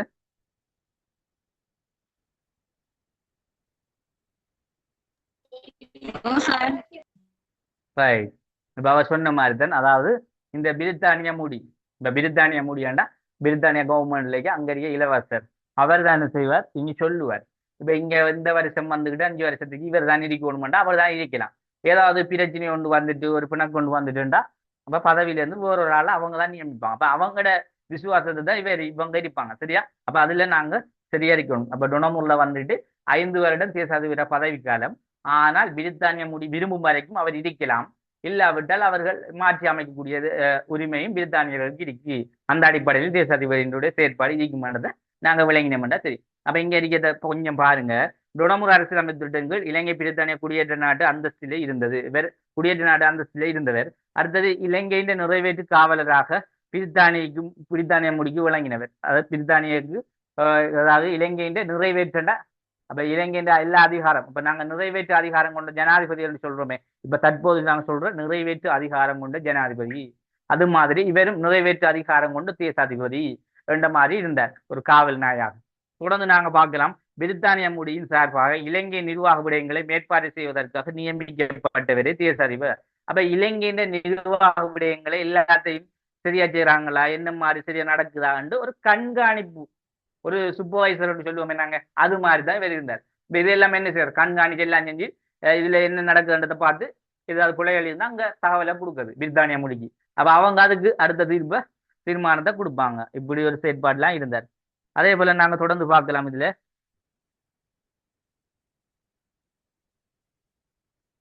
இவருடைய பதவி காலத்தை பாருங்க, 5 வருடங்கள் ஆகும். எனினும் முடியின் விருப்பு உள்ளவரை பதவியில் இருக்கலாம். அப்ப முடி விரும்புகிற வரைக்கும் இருக்கலாம் பிரித்தானியா முடி. அதே போல இவர் தனது பதவி காலத்தின் போது நிறைவேற்று அதிகாரத்தை செயற்பட்டு வந்தார். அப்ப வேற பதவி காலத்தின் போது நிறைவேற்று அதிகாரத்தை செயற்பட்டு வந்தார். இப்ப நிறைவேற்று அதிகாரத்தை வேற பதவி காலம் வரைக்கும் என்ன செஞ்சார், செயற்படுத்தி வருவார். அப்ப 5 வருஷம் 5 வருஷத்தையும் ஒரு நாட்டுக்கு தேவையான அதிகாரத்தை, அதாவது நிறைவேற்று அதிகாரம் என்ன, உதாரணமா சுகாதாரம் தொடர்பான சில விடயங்களை சட்டங்களை கொண்டு வர போறாங்கன்னா அந்த சட்டங்களை யாரு நிறைவேற்றணும், சட்டத்துறை காரியதர்சி கொண்டு வந்தா அந்த காரியதூடாக இவர் தான் நிறைவேற்றுவார். அப்படியான சில விடயங்களை செய்யறது. அதே போல கோல்புருக் அரசியல் திட்டத்தில் நியமிக்கப்பட்ட தேசாதிபதியை விட குறைந்த அதிகாரத்தை பெற்றிருந்தார். இப்ப இந்த நாங்க இன்னொரு விஷயத்தை விளங்கணும். ஏன் இந்த பொசிஷன் நாங்க சொல்ல போறோம்டா, இது நான் போட்டிருக்கேன்டா, கோல்புருக் அரசியல் திட்டத்தில் நியமிக்கப்பட்ட தேசாதிபதியை விட குறைந்த அளவு அதிகாரம் வேண்டா, அங்க வந்துட்டு தேசாதிபதி எல்லா விஷயத்துக்கும் பொறுப்பா இருந்தார். கோல்புருக் ஏன் கோல்புருக் முதலாக உருவாக்கப்பட்டதுன்னு. அப்ப என்ன முடிவு எடுக்கின்றாலும் முழு அதிகாரம் முழு பொறுப்பும் தேசாதிபதி அனுமதியோட நடக்கணும் கோல்புருக்கை பொறுத்தளவில். அப்ப ஏன் நாங்க இந்த கோல்புருக்குல நாங்க ஆரம்பத்தில் உள்ள யாப்புன்றதாலையும் இந்த டொனமுர் வந்துகிட்டு, அதாவது முடிவிலே ஒரு, அதாவது முடிவிலேண்டா காலத்துவ அரசு ஒரு முடிவில உருவாக்கப்பட்டது.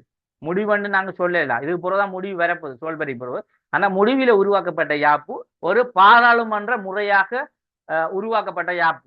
சரியா? அப்ப அந்த அடிப்படையில தான் இந்த தேசாதிபதி அதிகாரம் என்ற விஷயம் இங்க குறைக்கப்பட்டது. அப்ப வரையறுக்கப்பட்ட அதிகாரம் கொடுக்கப்பட்டது, எல்லாத்துக்குள்ளே நுழைக்கலாம். என்னென்னத்துல இவர் செயற்படாம அவருக்கு அதிகாரம் கொடுக்கப்பட்டு. ஆனா கோல்புருக்குல வந்து முதலாக கொண்டு வரப்பட்ட யாப்புன்றதால ஒரு தலைவர் ஒன்று வேணுமே, எல்லா விஷயத்தையும் பார்க்கணும். ஒரு தலைவர் இருந்தால் எல்லாத்தையும் பார்க்கணும். தலைவர் இல்லாம எல்லா பக்கம் போல, அதால அவர் எல்லா பகுதிக்கும் தலைமை தாங்கக்கூடிய. அப்ப என்னதான் என்ன இப்ப கோல்புருக்கை பொறுத்தளவு தேசாதிபதி என்ன விஷயம் கொண்டு வந்தாலும் தேசாதிபதி அனுமதியோட தான் செய்யணும். அதே போல தேசாதிபதி என்ன சொன்னாலும் மற்ற அரசுக்கு தான் போகணும். அப்படி ஒரு அதிகாரம் பவர் ஆயிருந்துச்சு. அது புறவு கொஞ்சம் குறைக்கப்பட்டு இதுல கொஞ்சம் வரையறுக்கப்பட்டதா இருந்தது. அப்ப இந்த அளவில தேசாதிபதி என்ற விஷயம் இருந்துச்சு. இப்ப தேசாதிபதியில சில அதிகாரம் சம்பந்தமா சொல்லப்படுது. அதையும் தொடர்ந்து பாருங்க நீங்க. இதுல நீங்க முக்கியமான சில விடயங்களை இதுலதான் நீங்க விளங்கணும். ஏனென்றா இது முக்கியத்துவமான ஒரு பகுதி தான். ஏனென்றா இதே மாதிரி தான் நாங்க ஒவ்வொன்றிலையும் சட்டத்துறை தொடர்பான அதிகாரம், நிர்வாகத்துறை தொடர்பான அதிகாரம் என்று தனிப்பட நாங்க விளங்க வேண்டியிருக்கும். இப்ப 1978ஆம் ஆண்டில ஜனாதிபதியினுடைய சட்டத்துறை அதிகாரங்கள் என்று கேட்ட என்ன சொல்லுவேன் சரியா, இனித்தான் நாங்க படிக்க போறோம். அதே போல நிர்வாகத்துறை அதிகாரங்கள் என்ன, இதான் நாங்க இப்ப யாப்பிலும் முக்கியமாக படிக்க போற இனி டாபிக்கள். அதே மாதிரி சோல்பெரியில இருக்கு 72 இருக்கு. இந்த விஷயம் தான் இதுல ஆரம்பம் தான் இந்த தேசாதிபதியில அதிகாரம் என்றது. இப்ப தேசாதிபதி இங்க ஜனாதிபதிக்கு பவரான ஒரு ஆள் தான். சரியா? இது போற வர பிரதமர் ஜனாதிபதி என்ற விஷயம் அங்கால வரப்போகுது. அப்ப இவர் வந்துட்டு ஆரம்ப ஜனாதிபதி பிரதமர் என்று நாங்க வேற ஒப்பிடலாம். சரியா? இப்ப இவர் வந்துட்டு சட்டத்துறையில இவருடைய பவர் எப்படி இருந்துச்சு, நிர்வாகத்துறையில எப்படி இருந்ததுன்றதை நாங்க பார்ப்போம். சரியா? இப்ப சட்டத்துறையை பொறுத்தளவிலே அரசாங்க சபையின் தலைவராக செயற்பட்டார். முதலாவது விஷயம் உயர் சட்டத்துறை என்ன வந்துகிட்டு நாங்க நல்ல விளங்கி கொண்டு நான் அடிக்கடி சொல்ற விஷயம் பிராக்டிக்கல் ஏன் நாங்க கட்டாயம் பார்க்கணும்னா அந்த கட்டமைப்புகள் முக்கியம். இப்ப என்ன அரசாங்க சபை, அரசாங்க சபை என்றால் நாங்க என்ன செய்யறோம் அதை சொல்றோம். உங்களுக்கு தெளிவா விளங்கணுமெண்டா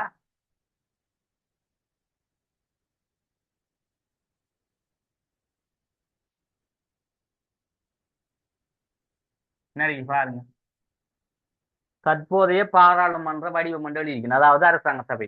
ஏன்னா உங்களோட பிராக்டிக்கலா வரணும் இந்த விஷயம். அரசாங்க சபை என்றா என்னன்றத இங்க வரணும் மனசுக்குள்ள வந்தாத்தான் நாங்க அதை ஒரு கண்ணூடாக நாங்க சும்மா டிவியில எல்லாம் பார்க்க தானே பாராளுமன்றம் நிறைய உறுப்பினர்கள் காண்றது தானே. அப்ப அதே மாதிரி இதை ஒரு கண்ணுக்குள்ள எடுங்க, எடுத்தீங்கன்னா தான் உங்களுக்கு பிராக்டிக்கலா விஷயம் விளங்கும் அரசாங்க சபை தான் என்னன்றது. இப்ப இந்த அரசாங்க சபையில தான் நாங்க மிக முக்கியமான சில பகுதிகள் இதுல உள்வாங்கப்படும். இப்ப நான் உங்களுக்கு பிடிஎஃப்ல தரக்குள்ள இன்னும் தெளிவான விஷயத்தோட உங்களுக்கு பிடிஎஃப் உங்களுக்கு பிடிஎஃப் சனிக்கிழமை கிடைக்கும் எல்லாருக்குமா. இதுல பேமெண்ட் போட்ட எல்லாருக்கும் கிடைக்கும். சனிக்கிழமை பிடிஎஃப் கிடைக்கும். இதுல பார்த்தா உங்களுக்கு விளங்கும்.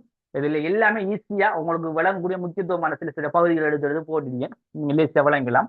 இப்ப பாருங்க, இதுல அரசாங்க சபையில வந்துட்டு சட்டத்துறை, சரியா, நிர்வாகத்துறை,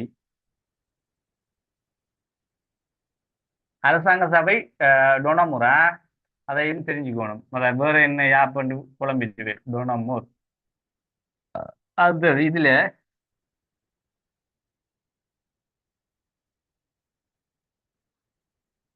குழுமுறை, அமைச்சரவை,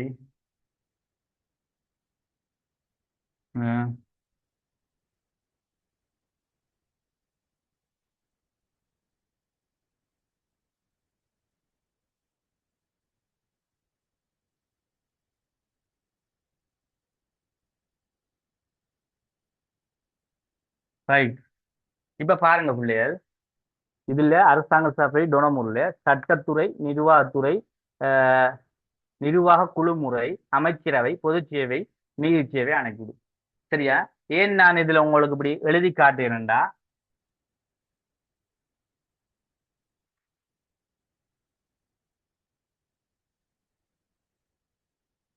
இந்த 4 பகுதியும் தான் ஒரு இந்த அரசாங்க சபை என்று சொல்லக்கூடியதுல ஒரு கட்டமைப்பு பகுதி. இந்த சாரி 5 பகுதி. சரியா? 5 பகுதிக்குள்ள இருந்தால் இவங்க உறுப்பினராகவும் நிர்வாக குழுக்கள் மாதிரியாகவும் செயற்படு வடிவம் தான் இது.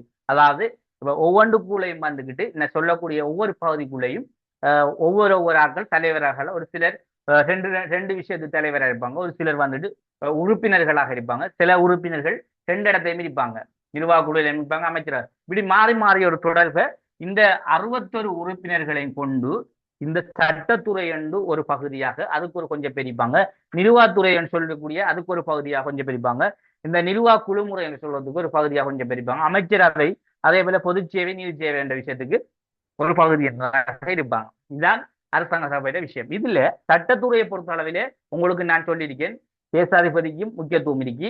அதுல மெயின் முக்கியத்துவம் யாருக்கு? சட்ட காரியதர்சிக்கு முக்கியத்துவம். அப்ப இந்த சட்ட காரியதர்சியோட யாரு சேர்ந்து ஒர்க் பண்ணுவா, வேலை செய்வான்டா, இந்த மொத்த உறுப்பினர்கள் இருக்காங்கன்னு அவங்க எல்லாருமே இவரோட ஹெல்ப் பண்ணுவாங்க, சட்டத்தை உருவாக்குற வேலை செய்யற. அப்ப இது ஒரு குழு, ஒரு ஒரு விஷயத்துக்கு பொறுப்பு சட்டத்துறை. நிர்வாகத்துறை எடுத்துட்டீங்கன்னா நிர்வாகம் என்று சொல்லக்குள்ள பொதுவா நிர்வாக ரீதியான விடயங்கள் எல்லாத்தையும் பார்க்கறதுக்கு அந்த நாங்க இந்த அமைச்சரவை என்று சொல்றோமே அதில் இருக்கார்கள், நிர்வாக குழு என்று சொல்லக்கூடியதில் இருக்கார்கள், அதே போல தேசாதிபதி எல்லாருமா சேர்ந்துதான் ஒரு நிர்வாக குழு. அதாவது பொதுவா நாங்க சொல்ல போனா அரசாங்க சபையில் இருக்கின்ற 61 பேர் சேர்ந்து என்ன செய்வாங்க, நிர்வாக குழுவா செயற்படுவாங்க. இதுக்கு யாரு தலைவர் என்றா பிரதம காரியதர்சி என்று சொன்னோமே, அந்த பிரதம காரியதர்சி அந்த நிர்வாக குழு தலைவர் இருப்பார். அப்ப அதனோட செயற்படுவாங்க. அப்ப இவர் நம்மளோட தேசாதிபதி என்னன்னா அவரும் அவர் அதுக்கு மேல தலைவர் தான். அவர் ஒரு மெயின்டெனன்ஸ் மாதிரி இந்த சட்டத்துறை நிர்வாகத்துறை எல்லாத்தையும் பார்த்து கொண்டு அவர் இருப்பார். சரியா? அடுத்தது நிர்வாக குழு முறையை பார்த்தீங்கன்னா அதுல நாங்க 7 குழுக்களாக பிரிக்கப்பட்டோம்னு சொன்னோம். அந்த 7 குழுக்களாக பிரிஞ்சு என்ன செய்வாங்க, அவங்களுடைய அந்த நிர்வாக விடயங்களை பற்றி மக்களுக்கு என்னென்ன செய்யலாம், என்னென்ன தேவைகளை செய்யலாம், அதே போல என்னென்ன உதவிகளை செய்யலாம், மக்களுக்கு எப்படி அவங்களோட விஷயத்தை கொண்டு வந்து இந்த அரசாங்க சபையிலே ஏனையவர்களுக்கு சொல்லலாம், இப்படியான விடயங்கள்ல அவங்க பொறுப்பளிப்பாங்க. நிர்வாக குழு அந்த 7 குழுக்களும் நிர்வாக குழு முறையில இருப்பாங்க. அதுக்கு 7 தலைவர்களும் இருப்பாங்க ஒவ்வொன்று. சரியா? அடுத்து அமைச்சரவையில வந்துக்கிட்டு இந்த நிர்வாக குழுவில் தெரிவு செய்யப்பட்ட அந்த 7 பேர் இருக்காங்கன்னு அந்த 7 பேரும் சேர்ந்து அதோட இந்த 3 காரியதர்சி 10 பேராக அமைச்சரவையிலே அவங்க ஒரு குழுவா ஒர்க் பண்ணுவாங்க. பொதுச்சேவை ஆணைக்குழு எடுத்துக்கிட்டீங்கன்னா பொதுச்சேவையில இந்த பிரதம காரியதர்சி இருக்காரு, அவர் தலைவர் இருப்பார். அவருக்கு கீழே இந்த இதுல இருக்க எல்லா உறுப்பினர்களையும் வச்சு இந்த செயற்பாடு பொதுச்சேவை ஆணைக்குழுவினூடாக நடக்கும். நீதி சேவைக்கு வந்துகிட்டு இந்த சட்டத்துறை காரியதர்சி சொன்ன இந்த சட்டத்துறை இவர் தான் இங்க தலைவர் இருப்பார். இவரூடாக இவருக்கு இந்த மற்ற இணை உறுப்பினர்களை வச்சு வேலைகள் நடக்கும். இப்ப இது கிளியர், அவங்களுக்கு கிளியர் இல்லையா நான் சொன்ன விஷயம் கட்டமைப்பு? இதை வச்சுதான் இப்ப எங்களோட அரசாங்க சபை டொனமூர் அரசாங்க சபை என்ற விஷயம் உருவாக்கப்பட்டது. இதான் இந்த முக்கியமான பிராக்டிக்கலான விஷயம். இப்ப நான் சொன்ன விஷயம் அவ்வளவு உங்களுக்கு கண் முன்னால எழுதி காட்டி அந்த கட்டமைப்பு ரீதியான விஷயம் எப்படி எப்படின்றதை நான் சொல்லியிருக்கேன். இவ்வளவுதான் இந்த டொனமூர்ல இருக்க விஷயம். இவ்வளவும் படிச்சாலே போதும். வேஸ்டான ஒரு விஷயம் தான் டொனமூர். உங்களுக்கு ஈஸியா நான் சுருக்கமா எல்லாத்தையும் சோட்டா சொல்லியிருக்கேன். நான் சொன்ன விஷயம் விளங்கினா டொனமூர் கேள்வி ஒன்று போட்டுட்டான். டொனமுறை பத்தி முக்கியத்துவமான அம்சங்களை பத்தி ஆராய்க, இல்லாட்டி டொனமுறை பத்தி ஒரு கலந்துரையாடுக, இல்ல விரிவாக்க செய்யண்டா நாங்கள் லேசா செய்யலாம். எவ்வளவு நாங்க சொன்ன இந்த மும்பாடு கட்டமைப்பை வச்சு இதுக்கு அங்கால இருக்க விஷயம் இந்த தேசாதிபதி காரியதர்சி அது தனிப்பட இருக்கு. அரசாங்க சபையை பத்தி நான் சொல்லிட்டேன், அதுக்குள்ள உள்ள விஷயத்தையும் சொல்லிட்டேன். இவ்வளோத்தையும் வச்சு எழுதினாலே உங்களுக்கு பூரணமாகும். இப்ப இது என்ன இது என்ன இது எப்படி தலைமைத்துவம் எல்லாம் சொல்லிட்டேன். இப்ப உங்களுக்கு விளங்கிட்டா பூரணமா கிளியரா? பாப்போம் சொல்லுங்க. அப்போ கிளியர் இல்லாது கிளியரா கிளியர் இல்லையா சொல்லுங்க. அப்போ சொன்னதான் நாங்க அடுத்து பார்க்கலாம். சொல்லுங்க. அப்போ அம்னத் கிளியரா உங்களுக்கு? சமா கிளியரா? சொல்லுங்க. ரைட். அம்னத் பர்ஹா? ஓம் சார் கிளியர். Right, okay. அப்ப இந்த இதை வச்சு நீங்க இதை விளங்கினீங்கன்னா இப்ப நாங்க தேசாதிபதியிட இதை வச்சுதான் இந்த அதிகாரங்களை பார்க்கணும். தேசாதிபதி எப்படி செயற்பட்டாருன்னு. இப்ப தேசாதிபதி வந்துட்டு கொமனான ஒரு அலனே அரசாங்க சபையில தலைவர். அவர் எல்லாத்துக்கும் அவர் தான் பொறுப்பாளி. அதால அவர் சட்டத்துறைக்குள்ள எப்படி இருக்கணும், நிர்வாகத்துறைக்குள்ள எப்படி இருக்கணும், நிர்வாக குழுமுறைக்கு எப்படி இருக்கும், அமைச்சரவைக்கு எப்படி இருக்கணும், பொதுச்சேவை ஆணைக்குழு, நீதி எல்லாத்துல இவர செயற்பாடு எப்படி இருக்கணும்னு சொல்லப்பட்டிருக்கு. ஆனா எங்களுக்கு தேவை என்ன, சட்டத்துறை நிர்வாகத்துறை என்று சொல்லக்கூடிய இதுக்குள்ள இருக்க இந்த 2 பகுதியிலே வேற எப்படி இருப்பார், இவருடைய செயற்பாடு எப்படி இருக்கும் என்றதான் நாங்க பார்க்க போறோம் இந்த அதிகாரத்தை. சரியா? அந்த அடிப்படையில் முதலாவது பாருங்க, சட்டத்துறை தொடர்பான அதிகாரம். முதலாவது விஷயம் இதுல அரசாங்க சபையின் தலைவராக செயற்படார். முதலாவது விஷயம் இந்த அரசாங்க சபை என்று சொல்ற விஷயத்துக்கு முதல் தலைவர். நாங்க முதல் சொல்லக்குள்ள அப்படித்தான் சொல்லணும். அதே போல நிர்வாகத்துறை எடுத்தாலும் இவர் அரசாங்க சபையினுடைய தலைவர், இதுலேயும் தலைவர். ஏன் நிர்வாக குழுவும் அதுக்குள்ள வரப்போகுது. அதை தொடர்ந்து தான் அவர் நிர்வாக விடயங்களுக்கு தலைவர்னு சொல்லுவோம் நாங்க. அப்ப இதுல 2வது பாயிண்ட் பாருங்க, அரசாங்க சபையின் கூட்டுதல் ஒத்தி வைத்தல். இப்ப அவருக்கு கொடுக்கப்பட்ட அதிகாரங்கள் வரையறுக்கப்பட்ட அதிகாரங்களை பற்றி நீ சொல்லப்பட்டிருக்கு. அப்ப அவருக்கு வந்து கிடந்த அதிகாரத்தை கொடுத்து நீங்க அங்க அப்படி நீங்க தான் முழு பொறுப்பும் வந்து சொல்லல. அப்ப வரையறுக்கப்பட்ட அதிகாரத்துல முதலாவது விஷயம் இருக்கு, அரசாங்க சபைக்கு தலைமை தாங்க என்று சொல்லப்பட்டிருக்கு. அதே போல அரசாங்க சபையின் கூட்டுதல் ஒத்தி வைத்தல் இந்த அரசாங்க சபை என்று சொல்லக்கூடிய இந்த கட்டட அமைப்பில் உள்ள விஷயத்தை கூட்டுவது கலைக்குது. இப்ப அரசாங்க சபை 2 வாரத்துக்கு ஒரு முறை கூட வேண்டும் என அது கட்டாய நிபந்தனை யாப்பில். அப்ப அதை கூட்டுறண்டா இவருடைய நிபந்தனை நடக்கும். இப்ப இங்க ஒரு சபாநாயகர் சொல்ற விஷயம் ஒன்று இருந்தீங்க. அப்ப சபாநாயகர் இதுல ஏன் முக்கியத்துவமா தொடர்ந்து சொல்லலையேண்டா, சபாநாயகர் என்பவர் ஒரு மறைமுகமாக இருப்பார். மறைமுகமாண்டா இங்க அதாவது வந்துகிட்டு வேற பெருசா சொல்லவே இல்லை.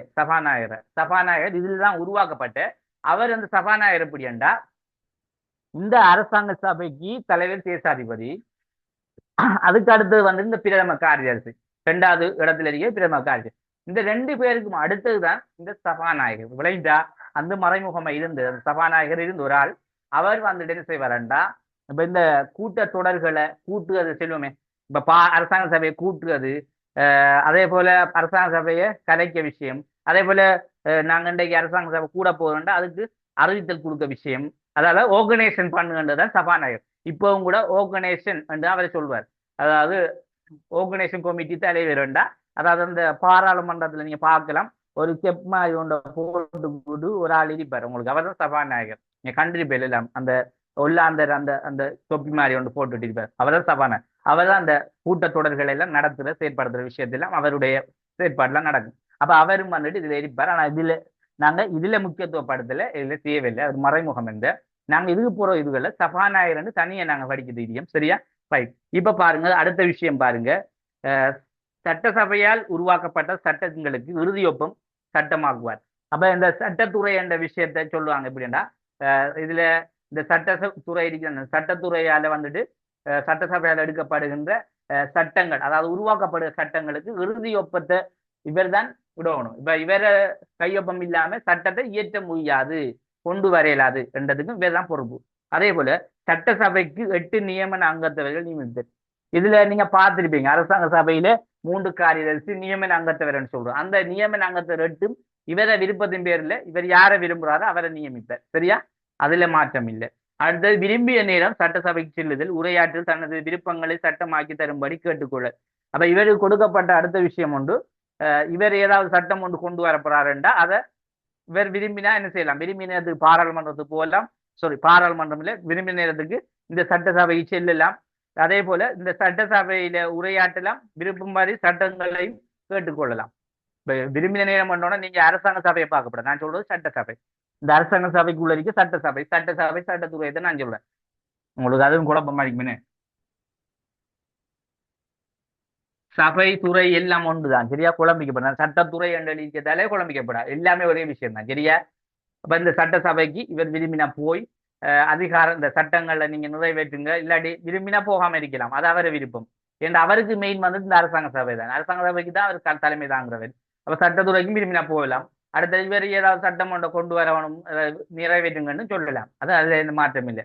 அதே போல தொடர்ந்து பாருங்க, நிர்வாகத்துறை தொடர்பான அதிகாரங்கள்.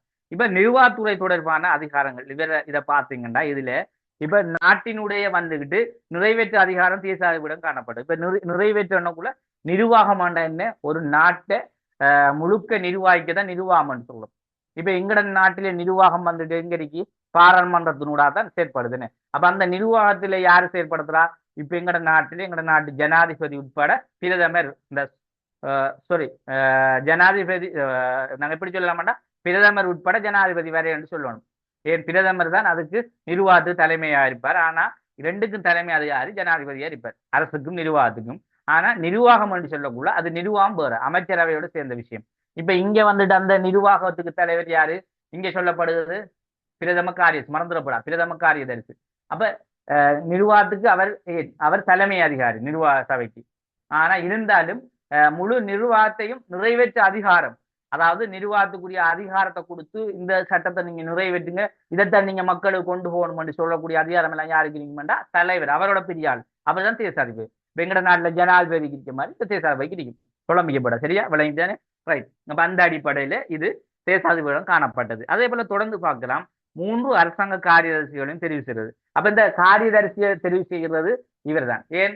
அரசாங்க சபை வந்துகிட்டு அதுல இருக்கின்ற இந்த நிர்வாகம் என்று சொல்லக்கூடிய விடயத்துக்கு, ஏன் நிர்வாகம் என்னத்துக்கு? பதவி வழிதான் நிர்வாகம்.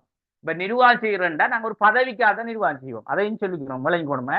இப்ப இதுல வந்துட்டு நாங்க ஏற்கனவே அந்த அமைச்சரவையில சொல்லப்பட 7 பதவி என்ன, அதையும் நாங்க பதவி தான் சொல்றோம். இங்க சொல்லப்பட முக்கியத்துவமான நாங்க ஏற்கனவே வெளியிட்டேன், அதாவது பிரதம பதவி, அதே போல சட்ட பதவி, நிதி பதவி, இதுவும் ஒரு பதவி. அப்ப இந்த பதவியும் என்ன, நிர்வாகம் தான் செய்ய போகுது. இப்ப மக்களுக்கு நிதி தொடர்பான நிர்வாகத்தை செய்யணும். அதே போல சட்டம் தொடர்பான நிர்வாகம், பிரதம பொதுவான சில நிர்வாகம், அதாவது எங்க நாட்டிலே முழு பொது பிரதம என்று சொல்லக்குள்ள பொது நிர்வாகம். அப்ப இதையும் செய்யணும்டா இந்த 3 பதவி வேணும். அப்ப இந்த பதவியை கூட நியமிக்கிறதுக்கு இந்த நிர்வாகத்துறையில நிர்வாக சபையில நியமிக்கிறதுக்கு 3 காரியதரிசி தேவை. இவரை கூட நியமிக்க யாருண்டா இந்த தேசாதிபதி. அப்ப இவங்க தான், இவர் தான் என்ன செய்வார், இந்த 3 காரியதரிசி நியமிப்பார். அதே போல திரும்ப தொடர்ந்து நாங்க அந்த அமைச்சரவை என்ற விஷயத்தையும் நாங்க சொல்றோம், அதையும் பாருங்க. 7 நிர்வாக குழு தலைவர்களான அமைச்சர்களை நியமித்து தனக்கு வேண்டிய பொது மாற்றங்களை ஏற்படும்.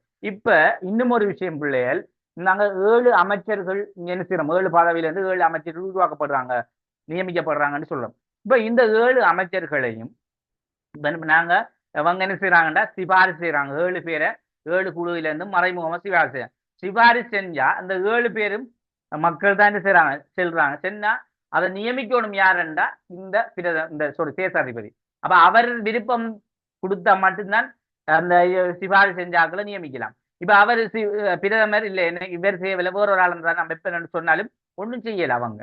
அப்ப இதுக்கு வந்துட்டு அனுமதி அதாவது நியமிக்க பொறுப்பு எல்லாமே இந்த தேசாதிபதி தான் இருக்கு. சரியா? அதுலயும் குழம்பிக்கோனா ரைட். தொடர்ந்து பாருங்க. இதுல அரசாங்க சபையில் நிறைவேற்றப்பட்ட மசோதாவை உறுதிப்படுத்தல் அதன் போது பின்வரும் வழிகளை கையாளு. இப்ப அரசாங்க சபையில ஒரு மசோதான்னு உங்களுக்கு நான் சொல்லியிருக்கேன்.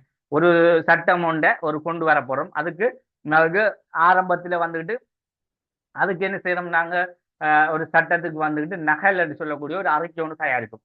அந்த நகலை திரும்ப நாங்க ஒரு அரசாங்க சபைக்கு கொண்டு வந்த உறுப்பினர்கிட்ட இன்னைக்கு ஒரு அறிக்கை ஒன்று நான் தயாரிச்சிருக்கேன். இதை நீங்க நாம எல்லாருமே சேர்ந்து சட்டமா உருவாக்குவோம் ஒரு முடிவு ஒன்று எடுக்கக்குள்ள அவங்க எல்லாருமே சேர்ந்து செய்வாங்க. ரைட் வாங்க நாங்க ஏற்றுக்கொண்டு முடிவு ஒன்று எடுப்போம் பண்ணுவாங்க. அதுக்கு பிறகுதான் நல்லா பரிசீலனை செஞ்சு இதை ஏற்றுக்கொள்ளலாமா ஏற்றுக்கொள்ளலாம் முடிவு எடுப்பாங்க. அப்ப இதைத்தான் மசோதான்னு சொல்ல. அப்ப இந்த விஷயத்த வந்துட்டு இந்த உறுதிப்படுத்தல் அதன் போது என்னென்ன வழிகளை கையாளலாம். அப்ப இத தேசாதிபதியான செய்யணும் உறுதிப்படுத்தணும். ஆனா உறுதிப்படுத்தல சில வழிமுறைகளை சொல்லியிருக்காங்க. ஒரு சட்டத்தை கொண்டு வந்த தேசாதிபதி அது எப்படி நடைமுறைப்படுத்துற என்ற வழிமுறை. அதுல முதலாவது விஷயம் அங்கீகாரம் பெறணும். யாரு அங்கீகாரம் பெறணும்னு சொல்லுங்க. அப்போ இப்ப இதுல யாரு அங்கீகாரம் பெறணும்? இப்ப தேசாதிபதி அதை நடைமுறைப்படுத்த போறோம்டா யாருகிட்ட முடிவு எடுக்கணும்?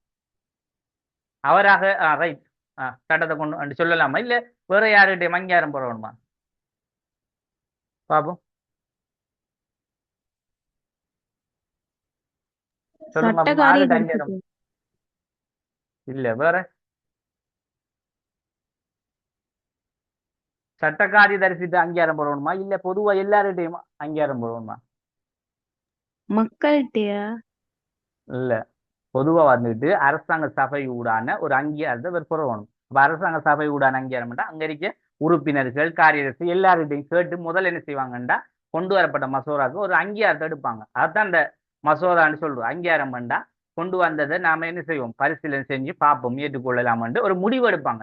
அப்ப அது வந்துட்டு உதாரணமா ஒரு மசோதா கொண்டு வந்து தேவையில்லை மசோதா தேவையில்லை நீங்க கொண்டு போங்கன்னு செல்றது வந்துட்டு அது ஏற்றுக்கொள்ள மசோதா.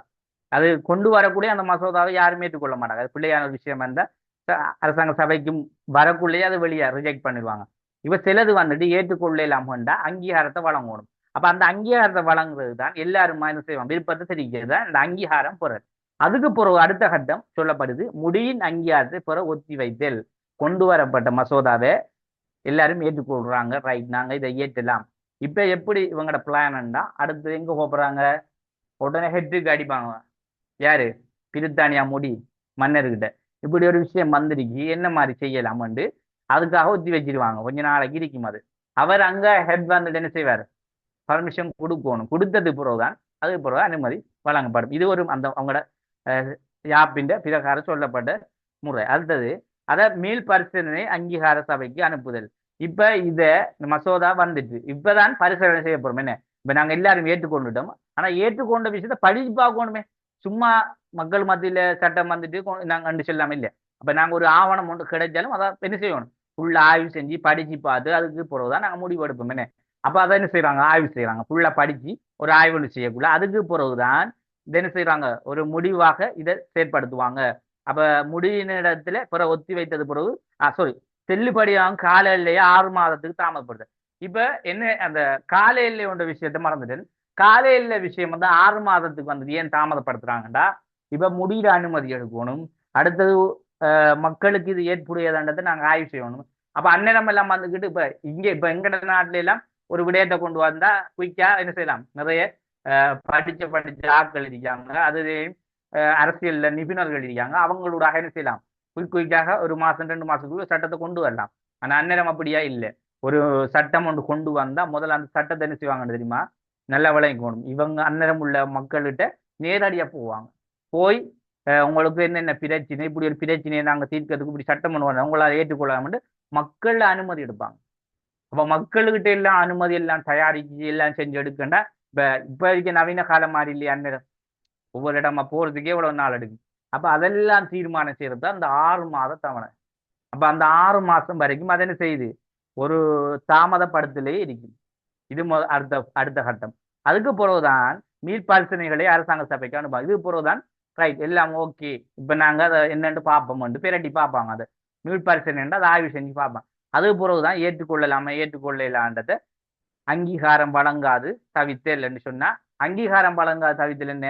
இப்ப நாங்க ஒரு விஷயத்த முடிவுக்கு கொண்டு வந்துட்டாங்க, ரைட், இதை ஏற்றுக்கொள்ளலாமா ஏற்றுக்கொள்ளாண்டு முடிவுக்கு வந்துட்டு, அப்ப அந்த முடிவுக்கு வந்ததை திரும்ப ஒரு அங்கீகாரம் ஒன்று வழங்குறதுக்கு என்ன செய்யறாங்கடா, அரசாங்க சபையில 3 பெரும்பான்மை. இப்ப எல்லாருக்கும் விருப்பம் கொண்டு வரதுக்கு எல்லாம் விருப்பம். இதுல விருப்பம் இல்லாதாக்களும் இருப்பாங்களா இல்லையா அரசாங்க சபையில?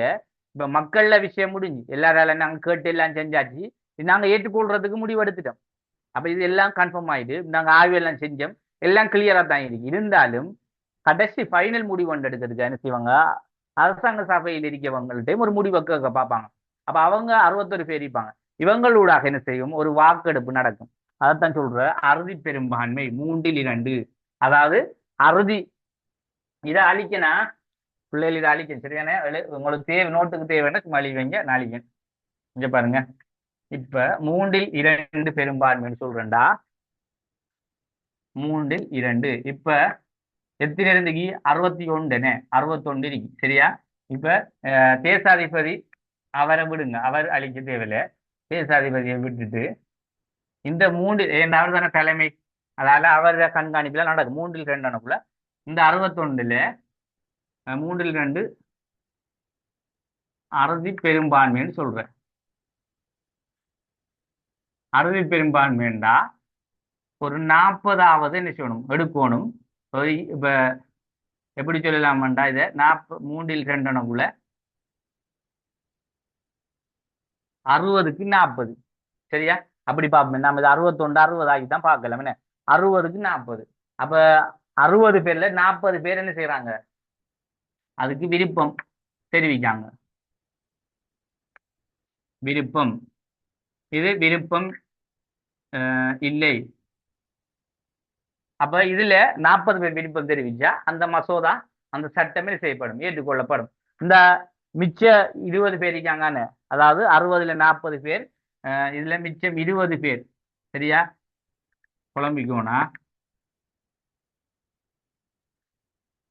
40 பேர் விருப்பம், 20 பேர் விருப்பம் இல்லை. சரியா? என்னது? அப்ப 3/2 60க்கு 40 பேர் வாக்களிப்பாங்க. அதுல 40 பேர் விருப்பம், 20 பேருக்கு விருப்பம் இல்லை. இப்ப இப்படித்தான் அந்த கூட்டு வரும். வந்தோட இதுதான் பிற்காலத்திலே நாங்க எலெக்ஷன்களை எல்லாம் நாங்க நடக்கிற சம்பவம். இப்ப நடைமுறையில் இருக்கின்ற சில நேரங்கள்ல உங்களுக்கு தெரிஞ்சுக்குமே நம்ம சரியா? நீங்க இனித்தான் இதெல்லாம் ஒரு எலெக்ஷனோட சந்திச்சாதான் எல்லாம் பார்ப்பீங்க. சில நேரங்கள நாட்டுல சில பிரச்சனைகள் வந்த அண்மை காலங்கள்ல அதுல எல்லாம் வந்துட்டு இந்த பொதுஜன பெரமுனோட கட்சிகள் வந்துட்டு சில நேரங்கள்ல அதாவது இதுக்கு முதல் இந்த யாருன்னா மைத்திரி சிறிசேன அவரை கட்சியோட இவங்க என்ன செஞ்சாங்கன்னா இந்த அறுதி பெரும்பான்மைன்னு சொல்லக்கூடிய வாக்கெடுப்பினோட தான் பதவிக்கு வந்தோம். உங்களுக்கு தெரியும் என்ன தெரியா? அவங்க அதாவது திரும்ப எலெக்ஷன் வைக்கணும், நாங்க வெற்றி அடைவோம் என்று கடுமையான ஒரு போராட்டம் செஞ்சாங்க, கட்சியில பேரை மாத்தி. அப்ப போராட்டம் செஞ்சு என்ன செஞ்சாங்கன்னா, இந்த அறுதி பெரும்பான்மை என்ன செஞ்சாங்கன்னா பார்லிமெண்ட் ஊடாக நடத்தினாங்க.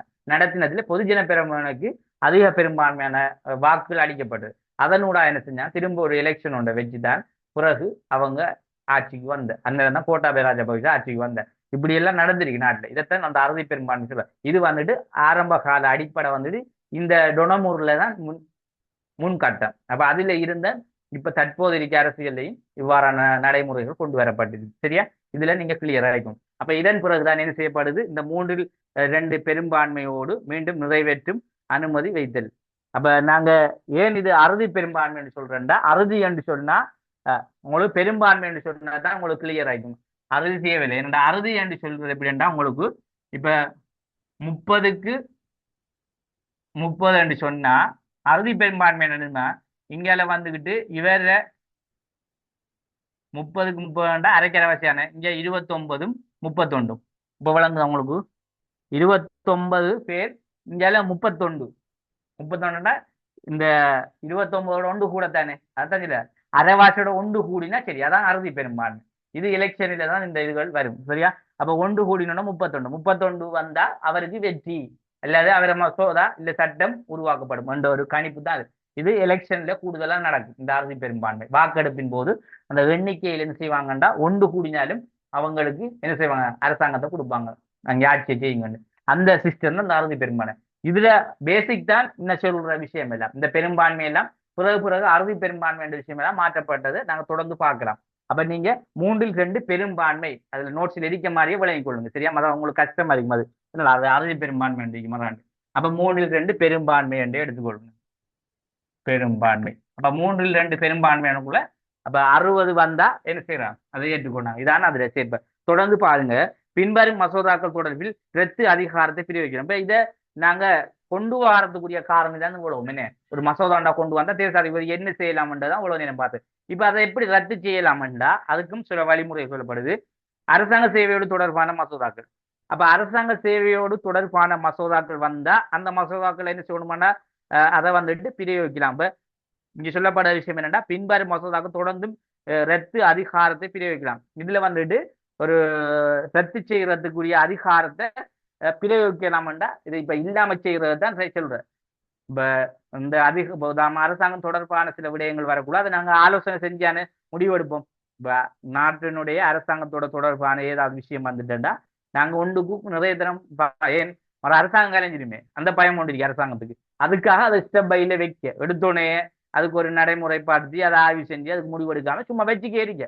அதான் சும்மா நாளை கடத்துற, சும்மா காலத்தை கடத்தி போட்டு அதை ரத்து செய்வோம், அதை ஏற்றுக்கொள்ளலான்னு பொய்ய சொல்லி அதை கழிச்சு விடும். அப்படியான செயற்படலாம் மிதிக்கி. ஏன் அது அரசாங்க விடயம் வேண்டாம், பொது விடயம் வேண்டாம், உடனே ஏற்றுக்கொள்வாங்க. அப்படி அதெல்லாம் சொல்லப்படும். பின்வரும் மசோதாக்கள் தொடர்பில் ரத்து அதிகாரத்தையும் பிரயோஜனம், அதாவது ரத்தும் செய்யலாம். அதுக்கு என்னென்ன விடயங்கள் என்றா ரத்து செய்யக்கூடிய மசோதாக்களை பற்றி சொல்லப்படுது. அரசாங்க சேவையோடு தொடர்பான விடயங்கள். அப்ப அரசாங்க சேவையோடு தொடர்பான ஏதாவது சட்டங்கள் கொண்டு வரது, நாட்டு நிதிநிலையில் பாதிக்கும் விடயம்.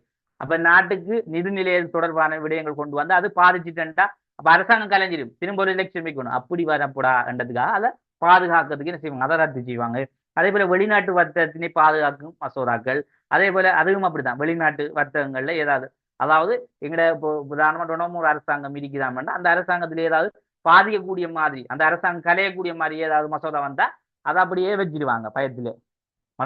அரசாங்கம் கலைஞ்சிருமான்றதுக்காக இதுகள் அதுக்குரியதான். குறிப்பிட்ட சமூகத்துக்கு சலுகை வழங்கும் மசோதாக்கள், அதே போல சிறுபான்மையினரின் நலனை பாதிக்கும் மசோதாக்கள், அதே போல நீதி சேவையுடன் தொடர்புடைய மசோதாக்கள். இவ்வளவும் வந்துட்டு இந்த ரத்து செய்யலாம், அதாவது ஏற்றுக்கொள்றதை விட அதை என்ன செய்யலாம், அது தேவையில்லை என்று தவிர்த்துக் கொள்ளக்கூடிய மசோதாக்களா இதில் செயற்படுத்தினாங்க. அதே போல தொடர்ந்து பாருங்க, சடங்கு முறையானது நெருக்கடி நிலைக்கும் உட்படாத அதிகாரங்கள். இது ஏன் நாங்க தேசாதிபதியிட வந்துட்டு இந்த அதிகாரத்துல வந்துட்டு மசோதா என்று சொல்லக்கூடிய விஷயத்துல இந்த சடங்கு முறையும் நெருக்கடி நிலைக்கும் உட்படாத அதிகாரங்கள். சடங்குண்டா அது கட்டாயம் செய்ய வேண்டியதுன்னு, சிலது வந்துகிட்டு நெருக்கடி அறிக்கும், கட்டாயம் செஞ்சே ஆகணும். அப்படியான சில அதிகாரங்களும் இருக்கு மசோதாக்கள். அப்ப அப்படியான சில சட்டங்களை எப்படி செய்யலாம்ன்றது எல்லாமே இதை யாருக்குன்னு நாங்க சொல்றோம், இந்த தேசாதிபதி என்ன செய்வார் என்றதான் நாங்க சொல்றோம். அப்ப நாங்க எவ்வளவுதான் ஒரு சட்டசபை தலைவராக இருந்தாலும் நான், நிர்வாக சபை தலைவராக இருந்தாலும் நான், மெயின் ஹெட்டாரண்டா இந்த தேசாதிபதி. அப்ப அவரோட அனுமதி இல்லாம அவரை தொடர்பு இல்லாம நாங்க எதுவும் செய்யல. அப்ப அதாலதான் அவர்களுடைய தொடர்பட்ட விஷயங்களை தான் நாங்க தொடர்ந்து பார்த்துட்டு. அப்ப சடங்கு முறை அல்லது நெருக்கடி நிலைக்கு உட்படாத அதிகாரங்கள், நெருக்கடிக்கு உட்படாத நெருக்கடி நிலைமைக்கு உட்படாத வகையிலான அதிகாரங்கள். இப்ப சடங்கு முறையும் நெருக்கடி நிலைக்கு உட்பட்டா அது வேறு. அப்ப நாங்க பார்க்க வேண்டியது உட்படாத அதிகாரம் சொல்லக்கூட அரச இலச்சினையை வைத்திருத்தல். இது வந்துகிட்டு அரச அதாவது சடங்கு என்று சொல்லுமே, சடங்கு அல்லது நெருக்கடி நிலைக்கு உட்படாத வகையில இருக்குதாமண்டா அதை நாங்க ஏற்றுக்கொள்ளலாம். அதுல அரச இலச்சினையை வச்சிருத்தல் இந்த விஷயத்த வந்துட்டு ஏற்றுக்கொள்ளலாம். ஏன் அது வந்துட்டு உண்மையா கட்டாயமே உங்களோட நாட்டுக்கு அரசு இலச்சினை வச்சுக்கிருக்கணும். அப்ப ஆரம்ப காலத்துல இலங்கை ஒரு அரசாங்க சபையை கொண்டு ஒரு நாடாக உருவாக்கினாங்க. இப்ப இங்க வந்துட்டு அரசு இலச்சினை என்ற விஷயம் ஒன்று இருக்குமே, எல்லா நாட்டுக்கும் அரசு இலச்சினை இப்ப எங்க நாட்டில் தற்போது இருக்கிறது வேற.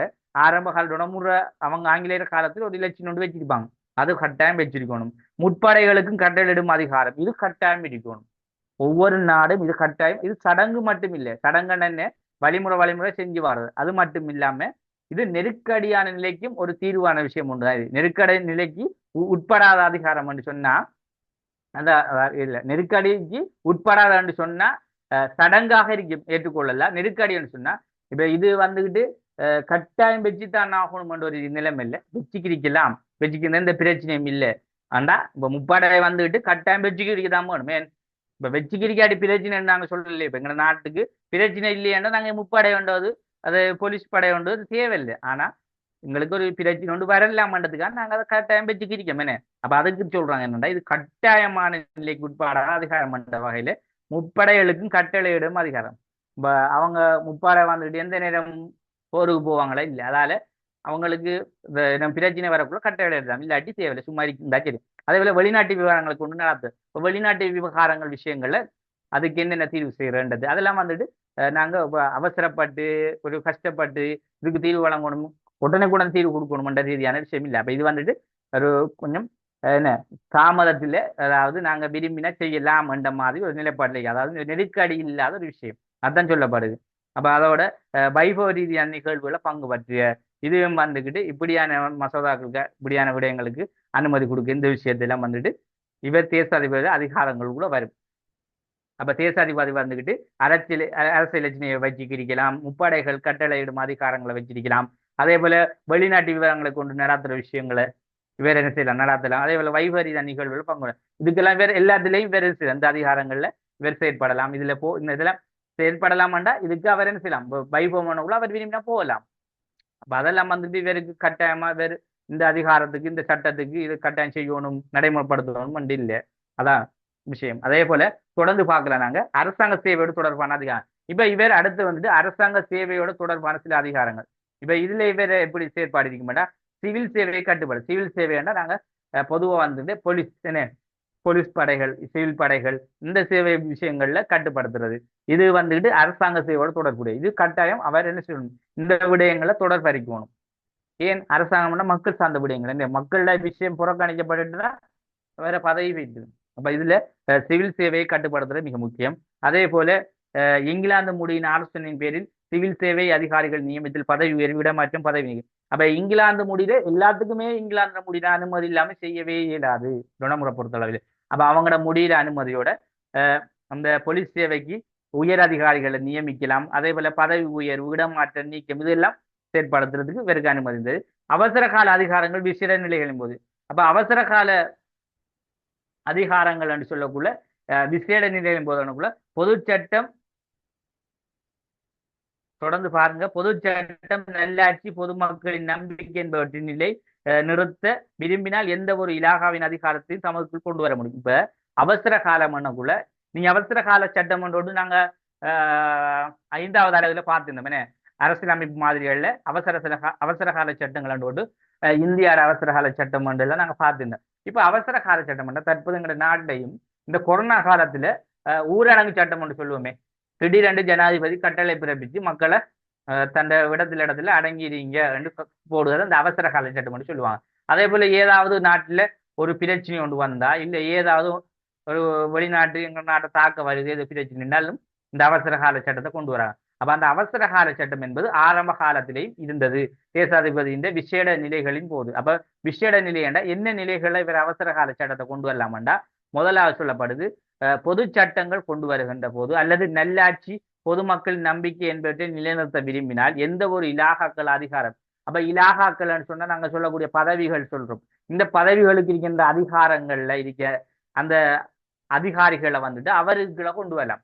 அப்ப அவர் சொல்றதை தான் அந்த அதிகாரிகள் கேட்கக்கூடிய நிலைமைக்கு கொண்டு, அதுதான் அந்த நேரங்களில் அவசர கால சட்டம் தான் சொல்றாங்க. அப்ப அந்த அடிப்படையில ஏன்னா அவர் அந்த அதிகாரத்துக்களை கொண்டு வந்தா அதுக்குள்ள அவர் மக்களுக்கு என்ன செய்வார், தேசாதிபதி நீங்க எப்படி செய்வோம்னா, நீங்க மக்கள் இப்படி பிரச்சனை ஏற்படுத்துவாங்க, நாளைக்கு அது ஒரு பிரச்சனையா மாறும், இப்படித்தான் சட்டத்தை மாட்டுங்கன்னு கொண்டு வரக்கூடிய அவசர காலம் சட்டம்னா கொஞ்சம் இப்படி சட்டத்தை மாற்றி அமைக்கிறது அவசர. இதுக்கும் தேசாதிபதிக்கு அனுமதி கொடுக்கப்பட்டது. இந்த அடிப்படையில் நாங்கள் விளங்கின. இப்ப தொடர்ந்து பாருங்க, இதுல நாங்க விளங்கிக் கொள்ள வேண்டிய விஷயங்கள் தான் மேற்குறிப்பிட்டப்பட்ட அதிகாரங்கள் பெரும்பான்மையான தேசாதிபதிக்கு பிரயோகிக்கவில்லை, நிதமும் அனுமதி வழங்கக்கூடாது என்ற விடயங்கள் மற்றும் தலைப்புகள் உள்ளடங்கிய விடயங்களை கவனத்தில் எடுப்பதற்கும் மசோதாக்களுக்கு அனுமதி வழங்குவதனை தாமதப்படுத்துவதற்கும் இவ்வாதிகாரங்கள் பயன்படுத்தப்பட்டன. இப்ப இன்னும் சொல்லப்படுகிற அதிகாரங்கள் எல்லாம் வந்துட்டு தேசாதிபதிக்கு வழங்கப்பட்டிருந்தது, யாப்பின் பிரகாரம் வழங்கப்பட்டிருந்தது. இன்னும் சொல்ற விஷயம் எல்லாம் யாப்பில ருணமுறை அரசியல் அமைப்பு யாப்புன்னு சொல்லுவோமே சட்டம், அதுல சொல்லப்பட்ட விஷயம் தான் உழவும். ஆனா இதுல எல்லாமே செயற்படுத்தப்படலை. ஒரு சில விஷயங்கள் செயற்படுத்தப்பட்டது, ஒரு சில விஷயங்கள் செயற்படுத்தப்படவில்லை என்று சொல்றாங்க. அதுல என்னன்னா இந்த மசோதாக்களை தாமதப்படுத்துறது, அதுக்கு அதை இல்லாம செய்கிறது, அதாவது அவரை பாதிக்கப்படாத பாதிக்கக்கூடிய பாதிக்கப்படக்கூடிய விஷயங்கள் ஏதாவது வந்த மட்டும் அதை தாமதப்படுத்துற.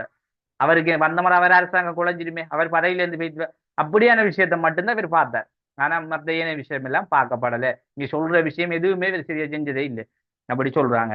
அப்ப அனுமதி வழங்குவதை தாமதப்படுத்து அதிகாரம் மட்டும்தான் பயன்படுத்தப்படுது. தொடர்ந்து சொல்லப்படுது, அனுமதி வழங்குவதை தாமதப்படுத்துவதற்கு தாமதப்படுத்தப்பட்ட பின்னர் சில மசோதாக்கள் மட்டும் மீண்டும் திருத்தப்படுமாறு வேண்டப்பட்டதன் பின்னர் மீண்டும் வகுக்கப்பட்டு நிறைவேற்றப்பட்டன.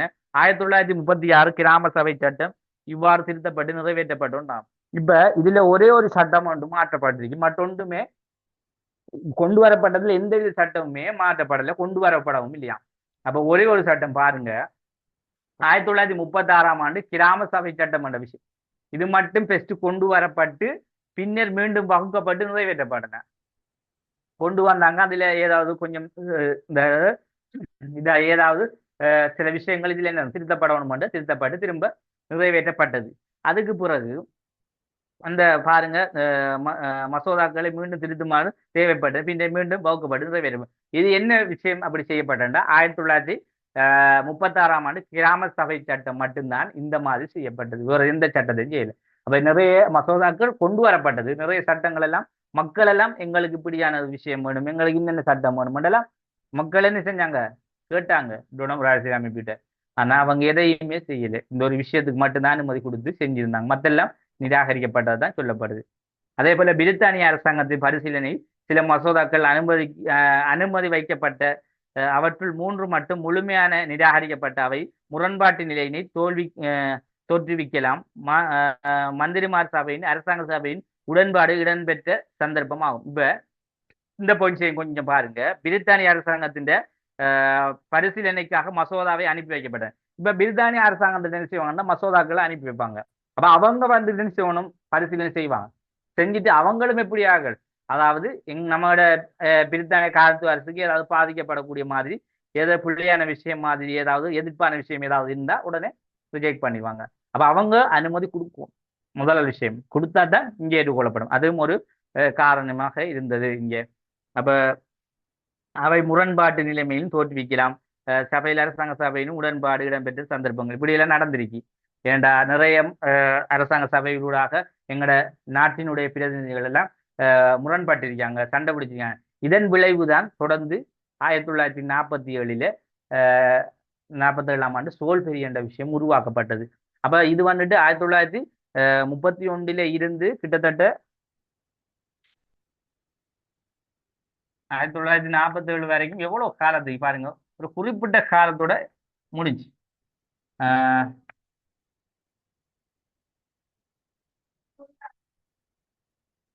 7 ஒரு 6 16 ஆண்டுகளுக்குள்ள இவங்களோட விஷயம் முடியுது. அப்ப தொடர்ச்சியா இவங்க செயற்பாடு இடிக்கல என்றதை இதுல இருந்து நாங்க விளங்குறோம். அதே போல எந்த ஒரு மசோதாக்களும் எதிராக ரத்து அதிகாரம் பிரயோகிக்கப்படவில்லை. யுத்த காலத்தில் அவசர கால நிலை செயற்பட்ட பொழுது மந்திரிமார் ஆலோசனை தேசாதிபதி தமது அவசர கால அதிகாரங்கள் பிரயோகித்தனர். அப்ப யுத்த காலங்கள்ல போது இப்ப இந்த அவசர காலம் என்று சொல்லக்கூடிய இப்ப சொன்னோமே நாங்க, அது கூட நாங்க இங்க சொல்லப்படுது அவங்களோட வரலாற்று நாங்க செக் பண்ணி பார்த்ததுல என்ன அப்படி ஏதாவது நடந்ததுன்னு பார்த்தா மசோதாக்கு எதிராக ரத்து அதிகாரம் பிரயோகிக்கப்படல. அப்ப மசோதாக்கு எதிரான எந்தவித ரத்து அதிகாரம் பிரயோகிக்கப்படலை. ஆனா என்ன நடந்துக்கேண்டா யுத்த காலத்தில் அவசர கால நிலை செயற்படுற போது, அப்ப அவசர கால நிலை யுத்த காலங்கள் வருகின்ற போது மந்திரிமார் ஆலோசனையுடன் தேசாதிபதி அவசர கால அதிகாரத்தை பிரயோகிப்பார். மந்திரிமார் ஆலோசனை கேட்டு அந்த அவசர கால சட்டத்தை பிரயோகிப்பார். இவ்வளவுதான் நடந்திருக்கு. இவரை இந்த மசோதாக்கு எதிராக இருந்து அதிகாரம் இந்த விஷயம் பிரயோகிக்கப்படல. அப்ப இது எப்பண்டா ஆரம்ப காலத்திலிருந்து எந்த ஒரு மசோதாவுக்கு எதிராகவும் ரத்து அதிகாரங்கள் பிரயோகிக்கப்படல. அப்ப அதிகாரம் என்று சொல்லக்குள்ள அதை நாங்க ஒரு மசோதா வந்தா அதை என்ன செய்யற ஃபர்ஸ்ட் அதை என்னென்று விசாரிச்சுத்தான் அதை முடிவெடுக்கணும். அதை மாதிரி தான் இருந்திருக்கு. ஆனா எந்த ஒரு மசோதாக்கும் எதிராக ரத்து அதிகாரம் பிரயோகிக்கவில்லைன்னா உண்மையாவே எந்த அதிகாரமும் அங்க செய்யலை. அல்ல அதுல நாங்க பாராட்டுறோம். என்னடா மசோதா வந்தா ரத்து செய்யறப்படியா கொஞ்சம் வச்சு கொஞ்சம் ஆலோசனை எல்லாம் செஞ்சு பிரித்தானியாவுக்கு அனுப்பித்தான் அது போல் ரத்து செய்வாங்க. ஆனா எடுத்தோடனே ரத்து செய்யல. அப்ப அதில் நாங்க அந்த விஷயத்த ஆனா அவசர காலம் என்று சொல்லக்கூடிய சட்டம் வந்துட்டு பிரித்தானியர் இந்த அமைச்சரவை உறுப்பினர் அனுமதியோட மட்டும் யுத்தத்தின் போது செயற்படுத்தினதாக வரலாறுல சொல்லப்பட்டது. அவ்வளவுதான் இதுல இந்த தேசாதிபதி பற்றி சொல்லப்பட்ட விஷயம். சரியா? இப்போ கிளியர் தானே, விளங்கிட்டு தானே உங்களுக்கு? இப்ப நாங்க இதுல பொதுச்சேவை என்று சொல்லக்கூடிய விஷயத்தையும் நாங்க பார்ப்போம். சரியா? பொதுச்சேவை என்றதை நாங்க இருக்க டைமுக்குள்ள பார்க்கலாம். அதே போல நீதி சேவை பத்தி உங்களுக்கு நோட்ஸ் அதுலயும் பார்க்கலாம். இப்ப நாங்க தேசாதிபதி எண்ணத்துல டவுட்கள் இருக்கா கேளுங்க பார்ப்போம். பூரணமா விளங்கிட்டா? இதுல ஏதாவது டவுட் பகுதிகள் இருந்தா கேளுங்க. இப்ப தேசாதிபதியில மசோதா விஷயத்துல ஏதாவது டவுட் இருந்தா, இல்ல அவர் அதிகாரங்கள் பதவிக்காலத்துல ஏதாவது டவுட் இருந்தா ஏதாவது கேட்கலாம், கேளுங்க.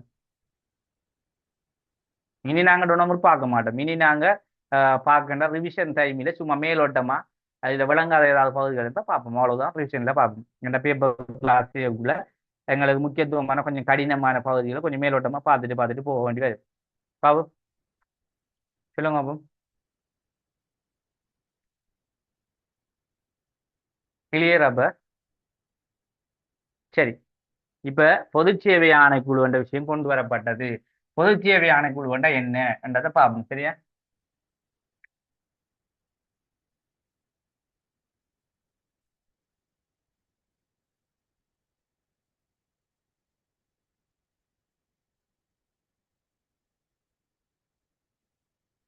இப்ப பொதுச்சேவை ஆணைக்குழு, இப்ப இந்த நோட்ஸை கொஞ்சம் பாருங்க. இப்ப டொனமர் குழு வந்துக்கிட்டு இந்த பொதுச்சேவை என்ற விஷயத்தை வந்துட்டு மக்களுக்கிட்ட இருக்கின்ற பொதுவான பிரச்சனைகளுக்கு கொண்டு வரான். உண்மையாவே இந்த பொதுச்சேவை என்பதும் அதே போல இந்த நீதி சேவை ஆணைக்குழு என்றதும் ஒரு ஆணைக்குழுவாக ஒரு கொஞ்சம் உறுப்பினர்களை கொண்டு செயற்படுத்தப்பட்டதுன்னு சொல்லுவாங்க. இருந்தாலும் இதுல மக்களுக்கு எந்த பலனும் அளிக்கக்கூடிய விஷயங்கள் எதுவும் செய்யலை. இதை நாங்க ஏன் இந்த சில நோட்ஸா இதை போட்டியும் குறிப்பிட்ட இவ்வளவுதான் நோட்ஸ் இருக்கீங்க பார்த்த விளங்கும், அதுக்கும் அவ்வளவுதான் நோட்ஸ். ஏனென்றா அந்த அளவுக்கு ஒன்றும் செய்யலை. இது பிறகு வந்த இதுல சோல்பெரிலாம் பொது சேவை ஆணைக்குழு என்பது கொஞ்சம் பரிணாமத்துவம் அடைஞ்சு கொஞ்சம் நிறைய விஷயங்கள் செய்யப்பட்டதை சொல்றாங்க. இப்ப இங்க வந்துட்டு அறிமுகப்படுத்தப்பட்ட விஷயம் மட்டும்தான், அந்த அளவுக்கு எதுவுமே இல்லை. அப்ப சொல்றாங்க பாருங்க, இலங்கையில் விஜயம் செய்த டொனமர் குழுவினர் மக்களின் சாட்சியங்களை பெற்ற போது இலங்கையில் பொதுத்துறையானது பல்வேறு பிரச்சனைகள் உள்ளடக்கியதா இருப்பதை அறிந்து கொண்டது. இப்ப பொதுத்துறை பொது சேவைன்னு சொன்னா மக்கள் சேவைன்னு சொல்றாரு. இப்ப மக்கள் வந்துட்டு நிறைய பிரச்சனைகளுக்கு மத்தியில் இருப்பாங்க. அந்த பிரச்சனையை தீர்ப்பது தான் இந்த பொது சேவையை அணைக்குழுன்னு சொல்றோம். புகழைந்த பொது சேவை அணைக்குழு பொது பிரச்சனைகள், அதாவது இப்ப எங்கட நாட்டிலையும் கூட பொது சேவை இருக்கு. அதை சொல்ற மக்கள் சேவைன்னு சொல்லுவாங்க, சிவில் சேவைன்னு சொல்லலாம். இப்ப இந்த பொது சேவை வந்துக்கிட்டு என்னத்துக்காக பொதுவா வந்துட்டு மக்களுடைய வந்துட்டு முழு சேவைகளும் இப்ப சிவில் சேவை என்று சொல்றது இருக்கிற மக்கள் சேவை, இதுக்குள்ளதான் இந்த சிவில் படை என்று சொல்றதும் வரும். ஏன் சிவில் சேவை யாருக்கு உருவாக்கப்பட்டது? மக்களுக்கு. அப்ப மக்களுடைய சேவை செய்யக்கூடிய சில கருவிகள் சில படைகள் என்று சொல்லக்குள்ள நாங்க இந்த போலீஸ் படை முப்படைகளை சொல்லலாம்.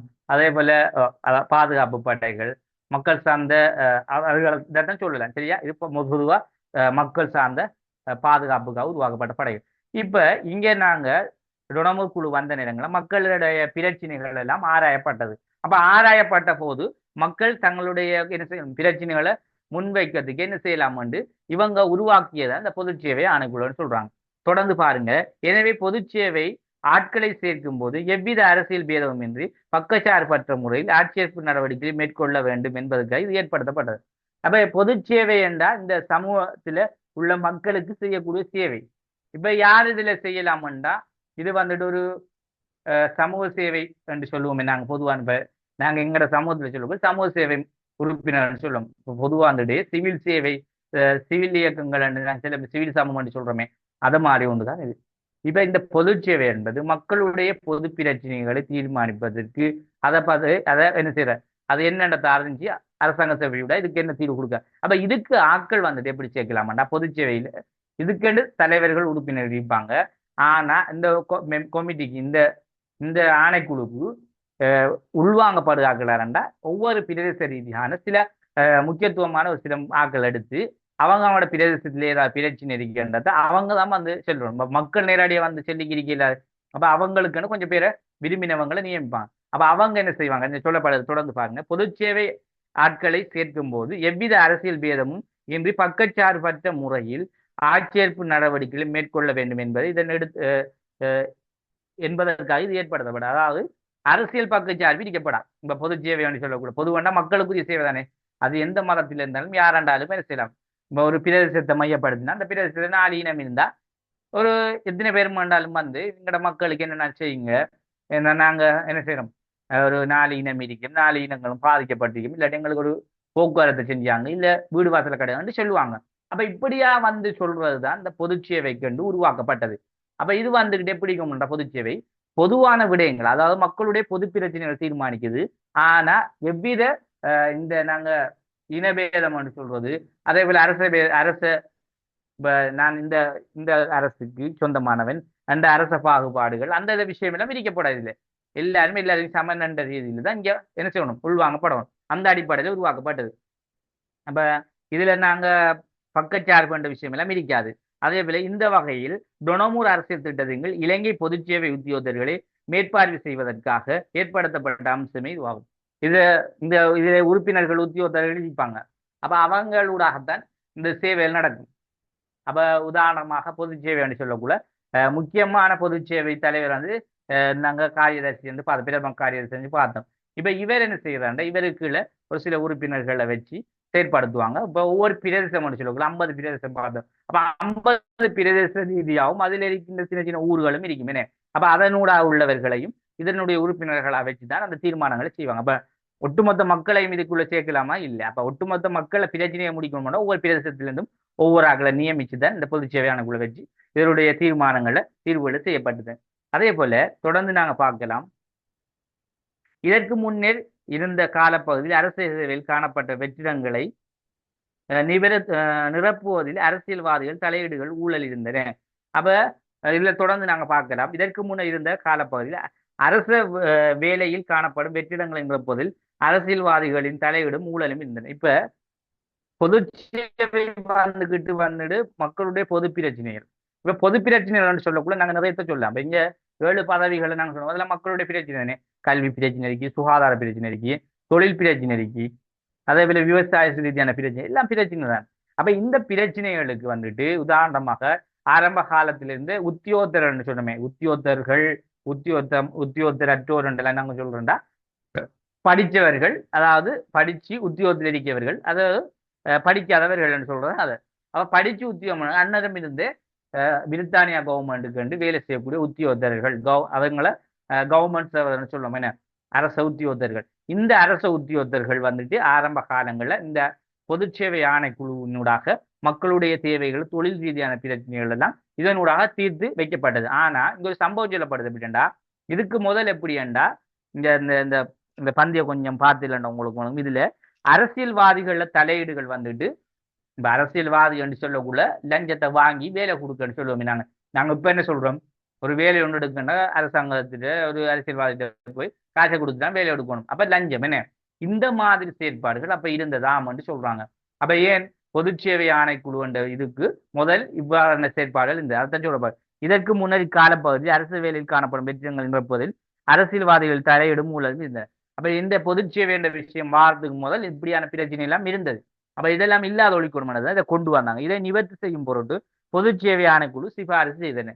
அப்ப பொது சேவை ஆணைக்குழு உண்டா இதெல்லாம் கண்டறியணும், இப்படி மக்களுக்குள்ள இப்படி எல்லாம் செய்கிறாங்க, இப்படி பதவிக்கு நஞ்ச ஊழல் நடக்குது, இதை கண்டறிஞ்சு இதை என்னன்றதை பார்க்க, இதை பார்த்து இதை யார் மூலமா தீர்த்து வைக்கணும், இந்த பொது சேவையில் இருக்கின்ற பகுதி என்ன, இந்த போலீஸ் படைகள், இந்த பாதுகாப்பு, இதனூடாதான் இவங்களை பிடிச்சி இது என்னன்றதை தீர்மானத்தை செய்யும். அதுதான் பொது சேவைன்றதை உருவாக்கினாங்க. தொடர்ந்து சொல்றாங்க.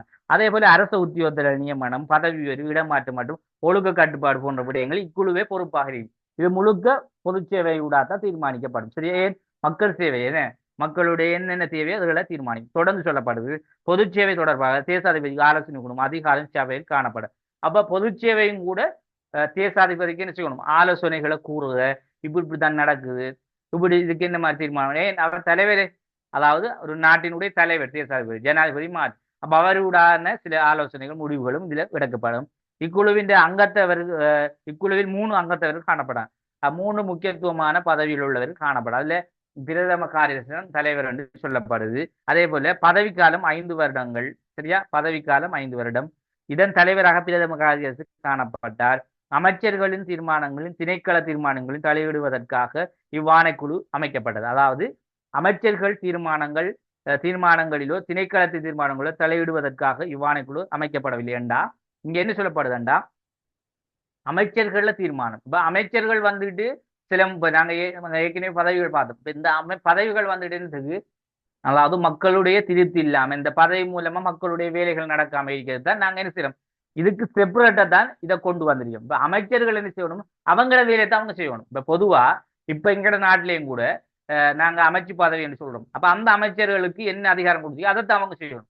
அப்ப அவங்களுக்கு கொடுத்த அதிகாரத்தை விட்டு போட்டு இந்த இதனோட நீங்க செய்யலாம் தானே, உங்களுக்கு பொது சேவை வேண்டது இருக்குதானே. அப்ப நீங்க பொதுமக்களுக்கு அந்த சேவை செய்யலாம் தானே, ஐயோ சும்மா இருக்கலாம் விட்ட இருக்கலாம். அப்ப அமைச்சர்கள் கொடுத்த பதவி ஏழையும் அவங்க செஞ்சானோ.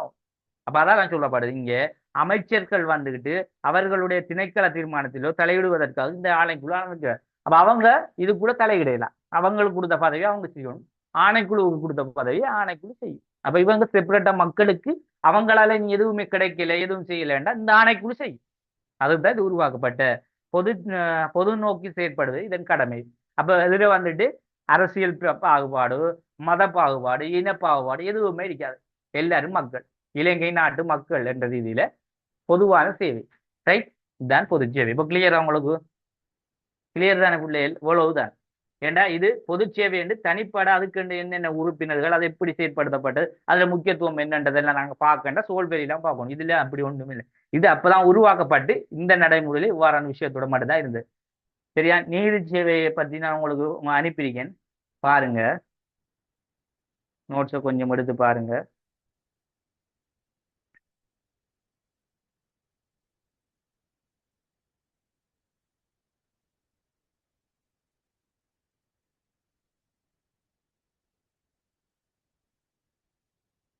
இதுல பாருங்க, நீதி சேவையில ருணமூர் அரசியல் அமைப்பில் 1931ஆம் ஆண்டு இலங்கையில் இது அமுல்படுத்தப்பட்டது. இப்ப நீதி சேவைண்டா இப்ப நாங்க இதுல பார்க்கமேனே இந்த சட்ட காரியதர்சி நீதித்துறைக்கும் பொறுப்பாக இருந்தார், நீதித்துறை ஆணைக்குழுக்கும் பொறுப்பாக இருந்தார், தலைவராக இருந்தார்னு சொல்லப்படுது.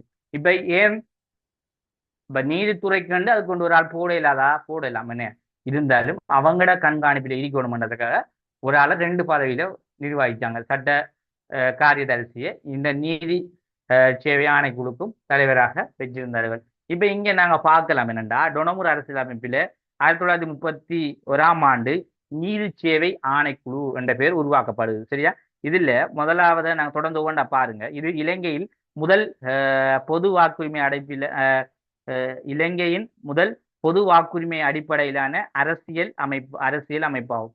இப்ப நீதி சேவை ஆணைக்குழு வந்துட்டு இப்ப நீதி என்ற எண்ணத்துக்கு பொது ஒட்டுமொத்த மக்களுடைய நீதியை பரிபாலிக்கதான் நீதி சேவை ஆணைக்குழு. என்ன அப்ப இதுக்கு என்ன சொல்லப்படுதுன்னா பொது வாக்குரிமை அடிப்படையிலான அமைப்பாகும் என்றா. இப்ப பொது வாக்குரிமை என்றது யாருக்குரியது? நாங்க பார்த்தோம் என்ன சர்வசன வாக்குரிமை என்று சொல்லப்படுது. அதாவது டொனமுல கொண்டு வரப்பட்ட சர்வசன வாக்குரிமை என்பது எல்லா மக்களுக்கும் பொதுவானது. எல்லா மக்களும் வாக்களிக்கலாம். அது மாதிரி ஒரு விஷயத்தை தான் இங்க பிரதிபலிப்பா சொல்றாங்க. அப்ப அந்த அடிப்படையில தான் ஒரு அரசியல் அமைப்பாகும். இதுல கொண்டு வரப்பட்ட ஒரு அமைப்பாகும். இது நீதி சேவை ஆணைக்குள்ள கொண்டு வரப்பட்ட அமைப்பாகும். தொடர்ந்து இந்த அரசியல் அமைப்பின் முக்கிய நோக்கம் சுயாட்சி மற்றும் ஜனநாயக ஆட்சியை உருவாக்குவதாகும். இப்ப இந்த நீதி சேவையில வந்துகிட்டு இதுல கொஞ்சம் இந்த நோட்ஸ்ல நான் வந்துகிட்டு டொனமுறை இதுவும் அதை கலந்திருக்கேன். அதுல நீதி தொடர்பான விடயங்களும் இதுல தொடர்ந்து வரும், நீங்க பார்க்கலாம். முன்னுக்குள்ள மட்டும் நீங்க குழம்பிக்க தேவையில்லை. அது வந்துட்டு டொனமுறையில் ஏன் இந்த நீதித்துறை வந்தது என்றதுக்குரிய பேசிக்கான விஷயம் தான் இது. அதை வச்சுதான் நாங்கள் அடுத்து பார்க்கணும். இப்ப இந்த அரசியல் அமைப்பின் முதல் பொது வாக்குரிமை அடிப்படையான ஒரு அரசியல் அமைப்பு, உண்மையாவே பொது வாக்குரிமையில அடிப்படையான ஒரு டொனமுறை அரசியல் அமைப்பு.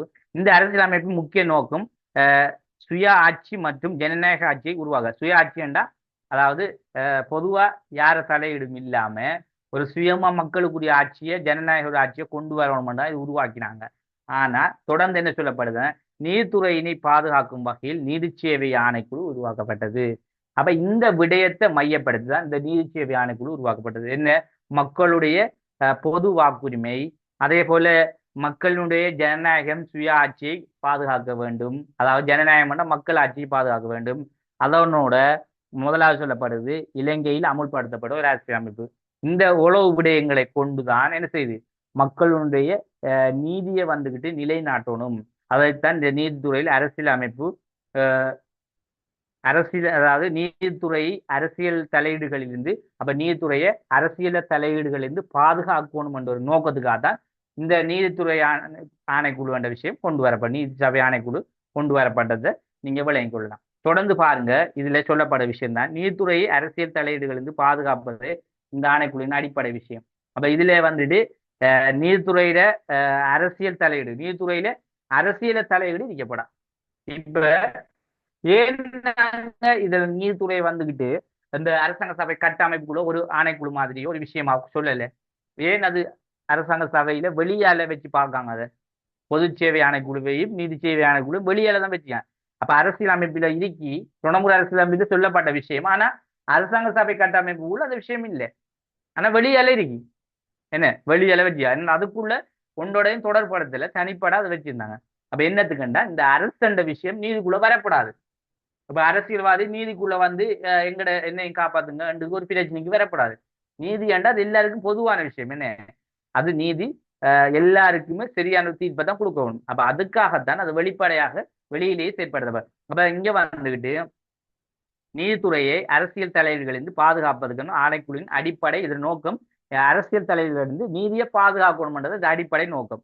அதே போல நீதிபதிகள் மற்றும் நீதித்துறை அலுவலர்களின் நியமனம் இடமாற்ற பதவி உயர்வின் பற்றி மேற்பார்வை செய்வது இதன் முக்கியத்துவ பணி. இது உண்மையாகவே நீதிபதிகள பதவி உயர்வு பதவி எல்லாத்தையும் தீர்மானிக்கக்கூடியது அது பணியா இருக்கும். அதே போல நீதித்துறை அலுவலகங்களில் ஒழுக்கம் மற்றும் நடத்தை தொடர்பான விசாரணைகளை இந்த ஆணைக்குழு மேற்கொள்ளும். ஒழுக்கம் விசாரணைகள் நீதி தொடர்பான விடயங்கள் எல்லாமே இதுல ஏதாவது குற்றம் செஞ்சு அதுக்கு தண்டனை கொடுக்குது எல்லா விஷயமே இந்த நீதித்துறை ஊடாக வழங்கப்படும். அதுக்காக உருவாக்கப்படும் சொல்லலாம். அதே போல நீதிமன்றங்கள் செயல்படும் நியாயமாகவும் சுயாதீனம் நடைபெறுவது உறுதி செய்யும். அப்ப நீதிமன்றம் வந்து நியாயமாகவும் சுதந்திரமாகவும் இருக்கணும். நியாயமன்றம் ஒருவருக்கு பக்கச்சார்பு விதிக்கப்படாது. இப்ப அவர் குற்றவாளிய சுத்தவாளின்னு கேட்ட உண்மையா அவர் குற்றவாளியில சுத்தவாளியாண்டா அதுக்கு சார்பாத்தான் நீதிமன்றமும் இருக்கணும், நீதிபதியும் இருக்கணும். அப்ப அங்க அவருக்கு தீர்ப்பு சரியான முறையில சுயாதீனமா. அப்ப இன்னொருத்தர் வந்துட்டு இவர் இல்ல நீங்க அவருக்கு பார்த்து செய்யுங்களேன், அவர் குற்றவாளி தண்டனை இல்லாம ஆக்குங்களேன் சொல்லலாமா? இல்லை. அப்ப அந்த நீதிபதி இந்த இடத்துல சுதந்திரமாக இருக்கணும்ன்றதுக்காகத்தான் இந்த பொது நீதி சேவை ஆணைக்குழுவை கொண்டு வந்தாங்க. அதே போல ஆணைக்குழுவின் உறுப்பினர்கள் உயர்நீதித்துறையை சேர்ந்தவர்களா இருந்தா. அப்ப இதுல உயர்நீதி துறை உறுப்பினர்கள் உயர்நீதி அரசர்கள் தான் இதுல உறுப்பினர்களாக இருந்தவர்கள். இதுல தலைவராக வந்துட்டு சட்டத்துறை காரியத்தை செலுத்தாங்க. ஏன் சட்டத்துறை காரியத்தை சட்டம் பண்ணாலே அங்கால அடுத்து சட்டத்துக்கு அடுத்து நீதி தானே. ஒரு சட்டம் ஒன்று இருந்தால் அந்த சட்டத்தை ஜெயிக்கணும் தோக்க வைக்கணுமானா நீதியால மட்டும்தான் முடியும். அப்ப அதுக்கு அவரைத்தான் மெயினான தலைவராக வச்சாங்க. அதே போல ஜெயிக்கணும் என்று சொன்னல என்னன்னா வெற்றி சரியா இடைக்கிட ஒன்று நினைச்சுக்கோனா சரி ரைட். நிர்வாகத்துறையும் சட்டமன்றமும் நீதித்துறையின் தலையிட முடியாத வகையில் பாதுகாப்பு ஏற்படுது. அப்ப நிர்வாகத்துறையும் சட்டமன்றமும் நீதித்துறை தலையிட முடியாத வகையில். அப்ப நிர்வாகத்துறையும் சட்டமன்றம் என்ன செய்யுது நீதித்துறையோட தலையிடாத வகையில் இருக்கணும். அப்ப இங்க வந்துட்டு நாங்க சட்டத்துறையை பார்த்தோம், நிர்வாகத்துறையை பார்த்தோம், ரெண்டும் அரசாங்க சபைக்குள்ள இருக்கு. அங்க நீதித்துறை இருந்துச்சா இல்லை.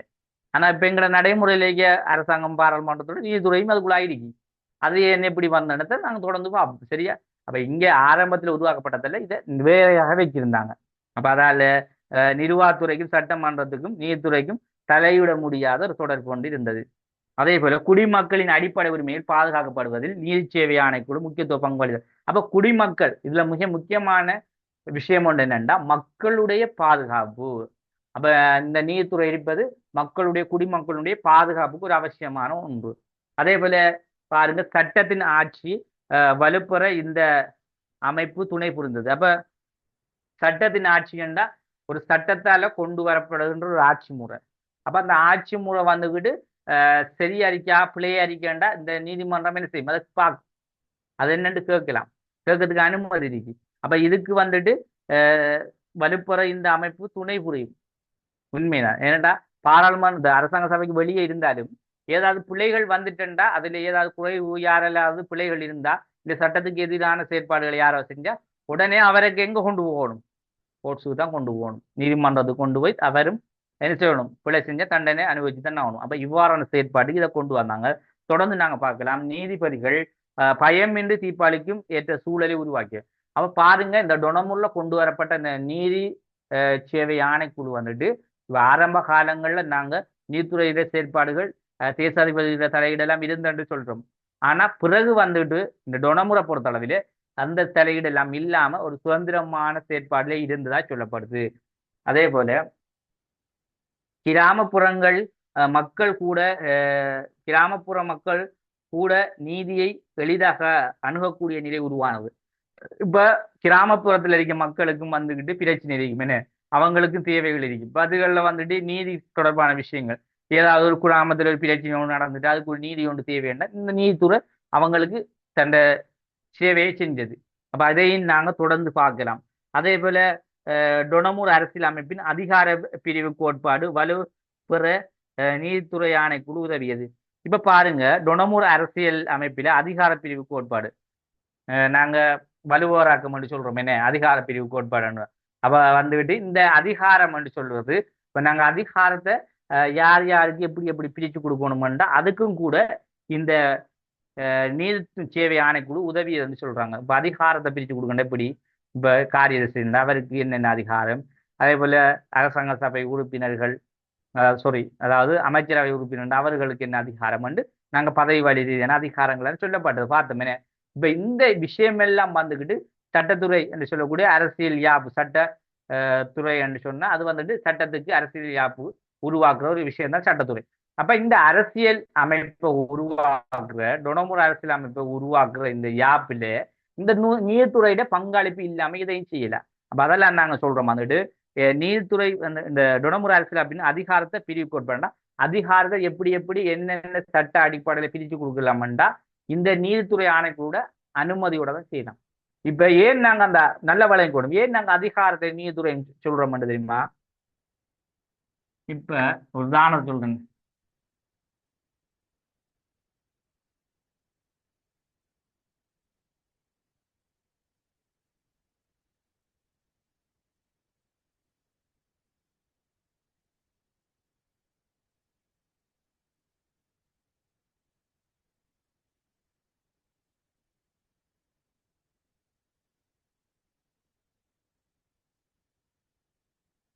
இந்த பிராக்டிகலை கொஞ்சம் விளங்க. அதாவது இப்ப தேசாதிபதி இருக்க, தேசாதிபதி தன்னிச்சையாக செயற்பட்டால் சரியா ஆயுள் தண்டனை அல்லது பதவி விலகல் என்று ரெண்டு விஷயம் சொல்லப்படுது. இப்ப இந்த விஷயம் எங்கே சொல்லப்படும்? சட்டத்துல சொல்லப்படும், யாப்பில சொல்லப்படும். இப்ப ஒரு பிழை ஒன்று செஞ்சா அதுக்கு என்ன தண்டனை என்றதும் அங்க சொல்லப்படும். நல்லா விளங்கணும். சும்மா அல்ல, சட்டம் ஒன்று உருவாக்குதாண்டா ஒரு தவறு செஞ்சா அதுக்கு என்ன தண்டனை என்று சொல்லப்படும். அப்ப அந்த தண்டனையை பத்தி சொல்ல இந்த அதுகளை பத்தி சொல்லக்கூடிய முழு பொறுப்பும் இந்த நீதி சேவை தான் இருக்கும். அப்ப என்ன தண்டனைன்றத அந்த நீதி சொல்லும். சொல்லி அதுக்கு தண்டனைக்கு இந்த நீங்க செய்த அதாவது இது குற்றம், அதாவது தன்னிச்சையாக செயற்பட்டால் அது குற்றம், அந்த குற்றத்துக்கு என்ன தண்டனையை உங்களுக்கு தருவோம் அது நீதி சேவை தான் அதை சொல்லும். அப்ப இது சட்டமன்ற தன்னிச்சையாக செயற்பட்டால் அவருக்கு தேசாதிபதிக்கு என்ன கொடுத்துரியும், நீங்க ஒரு சட்டம் ஒன்று கொடுக்காங்க தேசாதிபதி, நீங்க அரசாங்க சபையை சரியான வழிமுறையில கொண்டு போங்க. அதாவது அரசாங்க சபையில் இருக்க உறுப்பினர்களை விருப்பத்தோட நீங்க அரசாங்க சபையை என்ன செய்யுங்க, ஆட்சி செய்யுங்கன்னு சொல்லப்பட்டிருக்கு அரசியலமைப்புல. இப்ப அதுக்கு சேர்த்து சொல்லுது, அவ்வாறு நீங்கள் தன்னிச்சையாக செயற்பட்டால் உங்களுக்கு ஆயுள் தண்டனையோ அல்லது உங்களோட பதவியிலிருந்து உங்களை விலக்க முடியும், விலக்குவோம் என்று திரும்ப அதையும் சொல்லப்படும். அப்ப இது யாருடைய செயற்பாடுன்னா இந்த நீதி சேவை. ஏன் இதை செல்லாட்டி என்ன நடக்கும்? வேற வேலை தான் நடக்கும் அங்க. என்ன அவ தன்னிச்சையா செயற்பாடு விரும்பினார் கழிப்பர். அப்ப சின்ன பின்னமாயி அரசாங்க சபை உடனே என்ன சிக்குனூர் உடஞ்சிடும். திரும்ப ஒரு புதிய அரசாங்கம் திரும்ப அதுலயும் அதை பிடிச்சு. அப்ப இப்படி எல்லாம் வரப்படாண்டதுக்கு ஒரு என்னதான் அவர் தேசாதிபதி தலைவராக இருந்தாலும் அவருக்கும் ஒரு மனிதன் என்ற இதுல அவருக்கும் சில விருப்பு இருக்கும் வெறுப்பு இருக்கும், என்ன ஏதாவது பிழையாட்சியை பார்ப்பார். அப்ப இதெல்லாம் தடுக்கிறதுக்கு ஒரு பயமுறுத்துறது இதுல இவ்வாறான விஷயத்துல வச்சிருப்பாங்க. அதுக்கு இந்த நீதித்துறையோட அனுமதி என்ற விஷயம் இருக்கு. பூரணமா விளங்கிட்டு தானே சொல்றது, கிளியரா உதாரணமா உங்களுக்கு சொல்லி வழங்கப்படுத்துவீங்க. சரியா? ரைட். இன்னும் 2 பாயிண்ட்ஸை நீங்க பார்த்துட்டு முடிச்சுக்கொள்வோம். ரைட். அடுத்தது தொடர்ந்து பாருங்க, இது நீதிமன்றத்துறையின் நிரந்தரமான தன்மை மற்றும் தொடர்ச்சியை உறுதி. அப்ப இது வந்துட்டு நீதிமன்றத்தினுடைய அதாவது நிரந்தரமான தன்மை மற்றும் தொடர்ச்சியை உறுதி செய்தது என்றா உண்மையாவே இவ்வாறான விடயங்கள் இருக்கின்ற போது நீதிமன்றம் உறுதியாகவும் நிரந்தர தன்மையோட என்ன செய்யும் தொடர்ந்து இருக்கும். அது உண்மையை நாங்கள் சொல்லுவோம். அதே போல நீதிமன்றங்களின் செயல்திறன் மேம்பட வழிவகுத்தது. நீதிமன்றங்கள் அடுத்தடுத்த கட்டங்கள் இந்த மக்களுக்கு ஒரு நீதிமன்றம் இருக்கிறதால தவறுகள் செய்யறதை குறைப்பாங்க. என்ன மக்கள் அதாவது குற்றங்கள் செய்யறதை விட ஒரு ஒழுக்கமானவர்களாக மாறக்கூடிய வாய்ப்பு வரும் நீதிமன்றம் இருந்தா. அப்ப ஏன் குற்றம் செஞ்ச தண்டனை கிடைக்கும். அது உயர்ந்த நீதிமன்றங்கள் இருக்கு. அடுத்தடுத்த தண்டனை பெரிய பெரிய தண்டனை எல்லாம் கிடைக்கலாம் என்று ஒரு பயத்துல அவங்க என்ன செய்வாங்க, தவறுகள் இருந்து விலகிக் கொள்வாங்க. இலங்கையின் பின்னைய அரசியல் அமைப்புக்கு சில இது முன்மாதிரியாக அமைந்தது. அப்ப இலங்கையின் பின்னைய அரசியல் அமைப்புண்டா இதுக்கு முதல் நாங்க பார்த்த அரசியல் பின்னையண்டா இதுக்கு பிறகு வந்தது. அதாவது இலங்கையின் பின்னைய அரசியல் அமைப்பு இது முன்மாதிரியாக அமைந்ததுண்டா இதுக்கு பிறகு வர சோல் பெருக்கி இந்த நீதி சேவை ஆணைக்குழு வந்து ஒரு முக்கியத்துவமாக இருந்தது. நீங்க இது பிறகு பார்க்கலாம் நீதி சேவை ஆணைக்குழுன்ற பங்கு எப்படி இருந்தது. நீதி சேவைக்கு தனி ஒரு நீதித்துறையாக அந்த இதுக்கு பிறகு வார பாராளுமன்றத்தில் உருவாக்கப்பட்டது. நீதித்துறை பாராளுமன்றத்தில் ஒரு முக்கியத்துவமான துறையாக இருக்கு சோல்பெரியில. அப்ப இதை நாங்க அடுத்ததுல பார்க்கலாம் அதுல எப்படி அதிகாரம் இருந்தது, அதனால என்ன செயற்பாடு. அப்ப உதாரணமா இப்ப வந்துட்டு சாதாரணமா இப்ப தற்போது இருக்க அரசாங்கத்துல பார்த்தாலும் கூட நீதித்துறை, சட்டத்துறை, நிர்வாகத்துறை, நீதித்துறையில அனுமதி இல்லாம சட்டத்தை யாருமே செய்யல உருவாக்க இயலாது. இப்ப அதிகாரத்தை நிறைவேற்றுறதுக்கு சட்டத்துறை அதிகாரத்தை கொண்டு வந்தாலும் நீதித்துறை அதை மறுபாலிசனை செய்து அதுக்கு ஒரு அனுமதியை நீதித்துறை தான் வழங்கும். அப்ப இப்படியெல்லாம் சிஸ்டம் எல்லாம் இருக்கு. அது 78 சொல்லப்படுது. சரியா? இதே போல தொடர்ந்து பாருங்க. எனவே டொனமூர் அரசியலமைப்பின் நீதி சேவை ஆணைக்குழு இலங்கையின் ஜனநாயக வளர்ச்சியின் முக்கிய இடம் பெற்ற அமைப்பு. இது வந்து இலங்கையின் ஜனநாயக அமைப்புக்கு ஒரு முக்கியத்துவமான ஒரு செயற்பாடாக அமைஞ்சது. சரியா? கிளியர் தானே? இல்ல விளங்கிட்டு தானே? எல்லாருக்கும் அலுப்பு தாட்டிட்டு 2 மணி நேரம் இருந்தது. சரி, ஓகே. அனைவருக்கும் ஜஸாக்கல்லாஹி, நன்றி, தேங்க்யூ வெரி மச். சரியா?